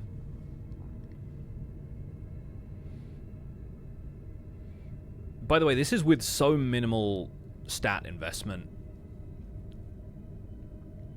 Like, we haven't just leveled until we've gotten to 80 faith and 40-40 on strength and everything. We don't even have Godric's rune for all of the extra stat buffs. So this thing could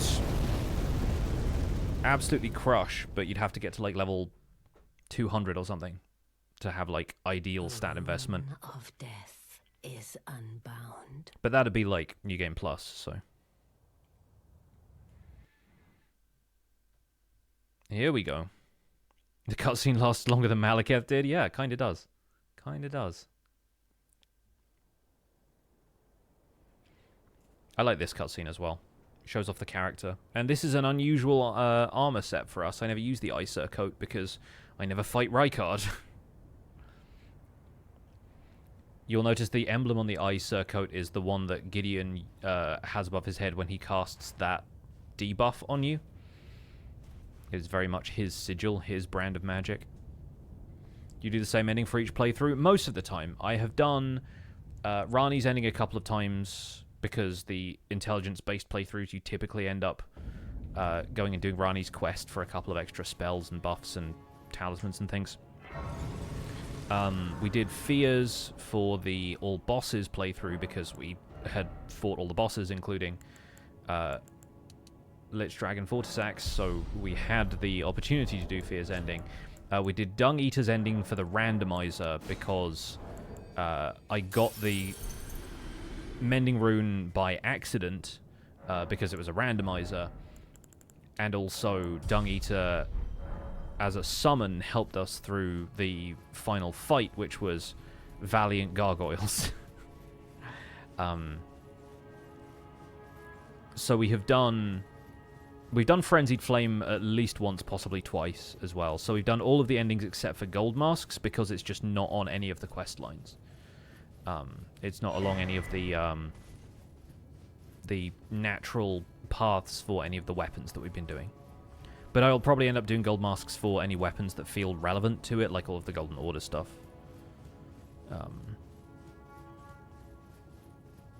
Yeah.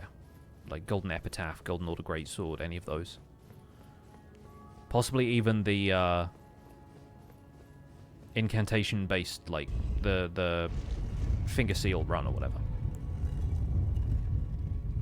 Do you have a spreadsheet for the weapons and the stats and talismans that go with them, or do you just know the game well enough? I basically take notes in my notes app on my phone whenever I'm trying to theory craft a build. But I think I know the game well enough now that most of the time, unless it's a completely new type of weapon that I've never really messed around with before, most of the time I do just go in unprepared and see what happens. To stand before the Elden Ring, to become Lord. Okay, that's a third of his health gone. That's a lot more of his health gone. He's literally attacking me with his mace. Unbelievable. cannot become a lord. Not even you. Thank you, first time chats. A man cannot kill a god.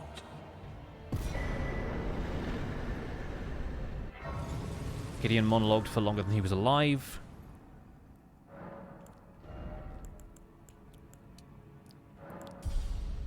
I feel like the weapon scaling is actually getting better, but that's possibly because we've leveled it up to plus 10 now, so it's benefiting more from the weapon scaling than it was. Man cannot kill a god, I am no man. Yep. Pretty much how it goes.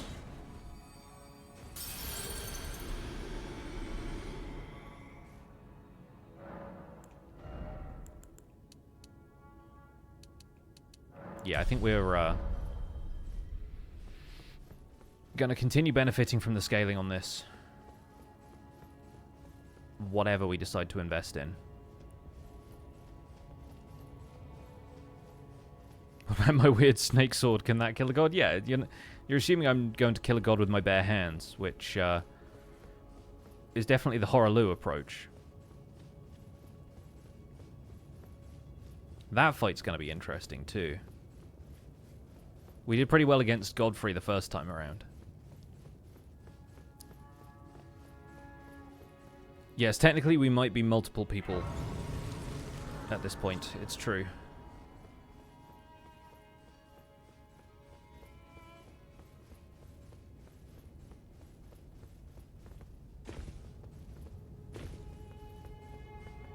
We'll be playing the Craft Mine update. Depends if I can beat this game within the next, like, 20 minutes. Which might be possible because we're on the last set of bosses, so we'll see. I only have about an hour in which to play it at the end of this stream, but we'll find out.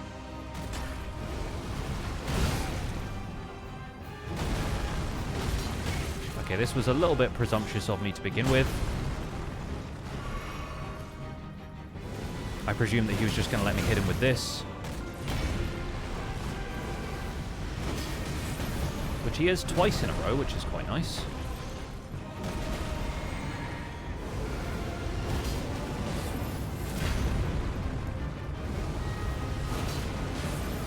Next one probably takes us to phase 2. Yep, there it goes.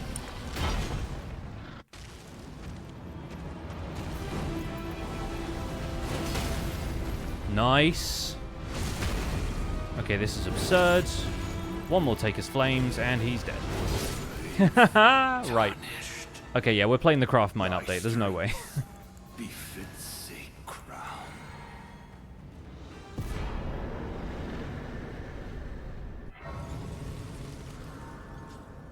That was absurd. That was, again, super fast. No notes. We'll put one into Dex as well, because that will get us slightly more physical damage on this. And let's go fight Radagon.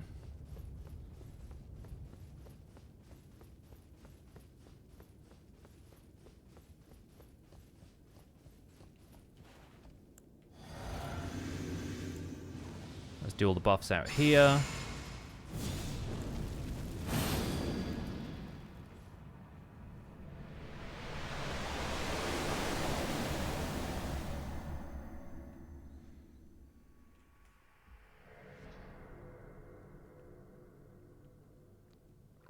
Ill-omened creature ahead. Behold, Elden Ring. Yeah, the first bit was the hardest, yeah. The second one, I got lucky with the stagger, but I'm never certain how much poise damage Taker's Flames does. Apparently a lot, but then fire tends to do a lot of poise damage in this game.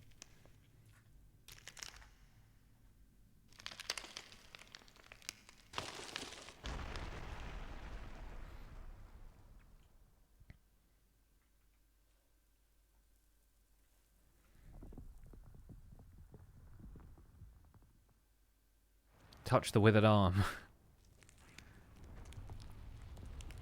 Transport yourself to the Shadow Realm. Okay, we open this one with 2 Taker's Flames. That probably gets into about half health.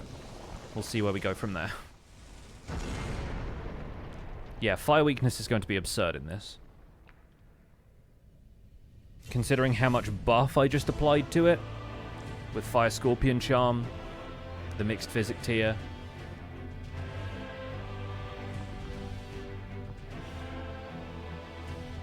Just figured out the skill tree.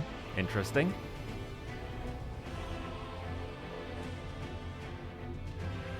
Let's go.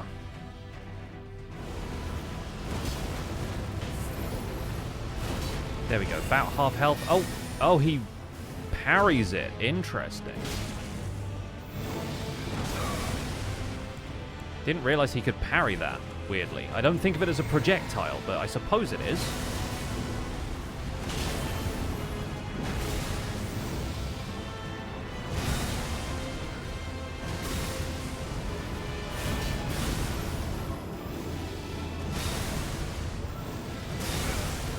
Okay, alright. Quick heal here. Okay, yeah, that was me getting a little too presumptuous.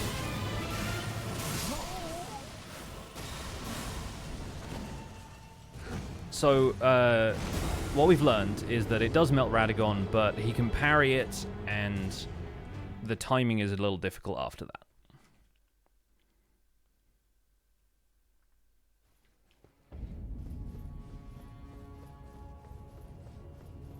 Also, I need to two-hand the weapon. That would help.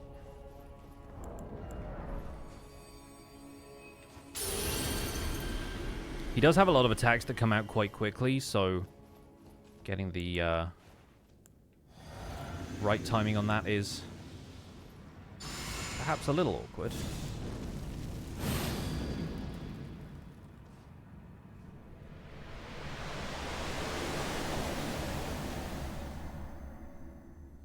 Okay, this time we get to skip the cutscene.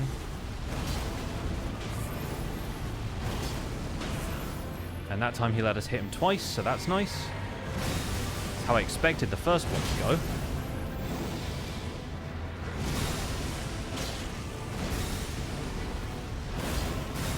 Okay, that was rude.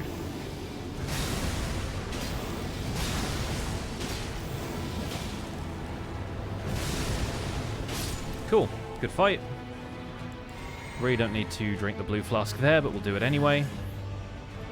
Give me my runes. Oh, dang it. Here's Elden Beasts. I'm doing this quickly because the Minecraft thing is out.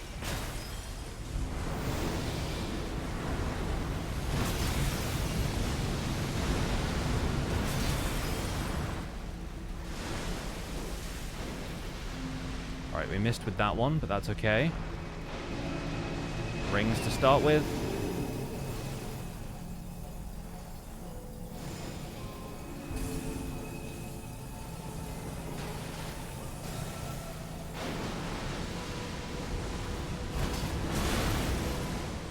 Okay, eye for an eye.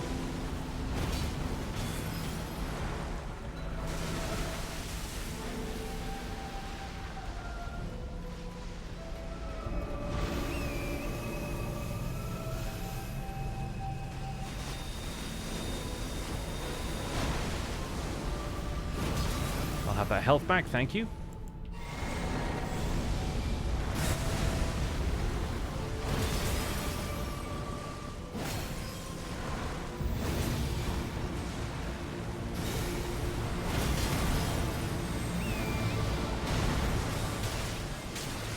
Ah, get me out of here, please. Thank you. Okay, the Elden Stars is about to disappear, so we just run from the flames now. That's a Waves of Gold stance if ever I saw one.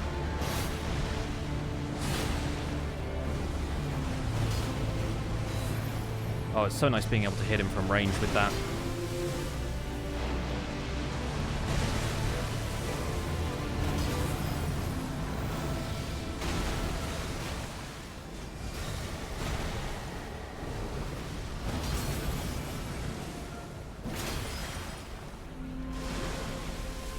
This will be 3 rings. And we're almost there.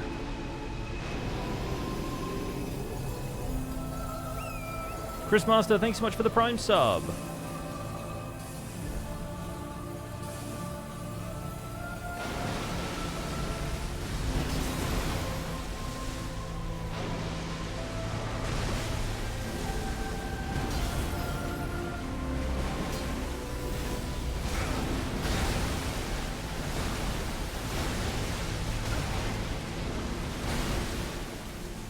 So glad that I dodged that last one. That's Elden Beast.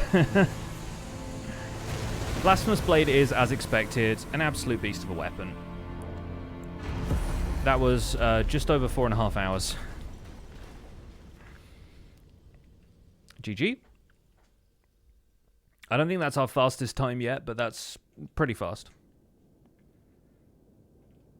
Praise the Elden Ring and then try crafting. Yep. Final cutscene. I guess we'll watch this one just for the Elden Throne part, because it's a good-looking character. And the first time using this armor, too. Elden Lord once again for the 38th time? What is this? 30-something.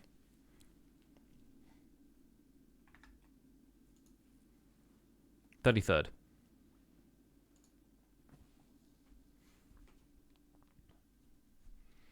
Alright, well, we might have an hour to check out the Minecraft April Fools then.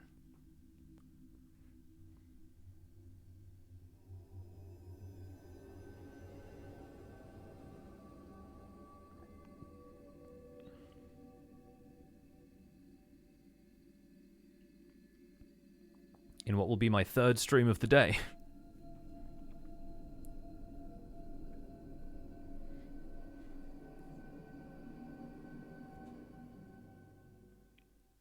Was absolutely building the Elden Beast.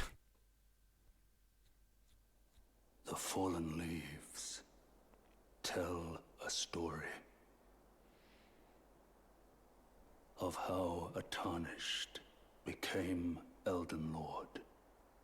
Still such a cool in our home, environment, this. Across the fog, the lands between. Do you think that door in the Erdtree was there before the city, or do you think they built it in front of the city? In front of the tree. Back upon us and recall an age of fracture. The eyes, so ominous. Why is my belt, like, up here? Ladies and gentlemen, Elden Ring. We did it. Alright. No Journey 2 for this, lads. Instead, we're going to spend these runes, which I forgot to do at the end of that. Get us up to 45 vigor. Do a quick wrap-up of Family. Mr. Family, who is our Elden Lord for today. Blasphemous Blade plus 10. And the Mature Vagabond, victorious. An absolutely absurd Ash of War. Like, the Ash of War obviously carries, but that's nuts. Taker's Flames is busted. Still. It's still busted even after they fix the poise damage. But for now, yeah, just over 4.5 hours on the clock. I need to check whether that's our fastest time or if we have faster logged in this, aside from the New Game Plus run, which obviously wouldn't be faster because it's added to the time of the save. Yeah, we have Zoolander with 4:31, just barely faster. But I think I skipped a couple of cutscenes in this one that I didn't in the Zoolander playthrough. But still, not bad. 4 hours 30 is pretty good. That's how you can tell it's a good weapon. 1, 2, 3, 4, 5, 6, 7, 8, 9, 10. Okay, cool. I need to do some profile management before our next run. But folks, that's where we're going to wrap up the Elden Ring portion of the stream. I'm probably going to end the stream just because going back live will notify everybody that I'm streaming again and doing the Minecraft stuff. So, yeah, I'm going to dip out for now. We'll continue Elden Ring stuff on Thursday, starting a fresh weapon and going to get the Blood Fiend's arm, which we should be able to get with a quick speed run to the DLC. So, looking forward to that. Back in a few minutes for Minecraft again, for the third stream of today. See you in a sec. Bye for now.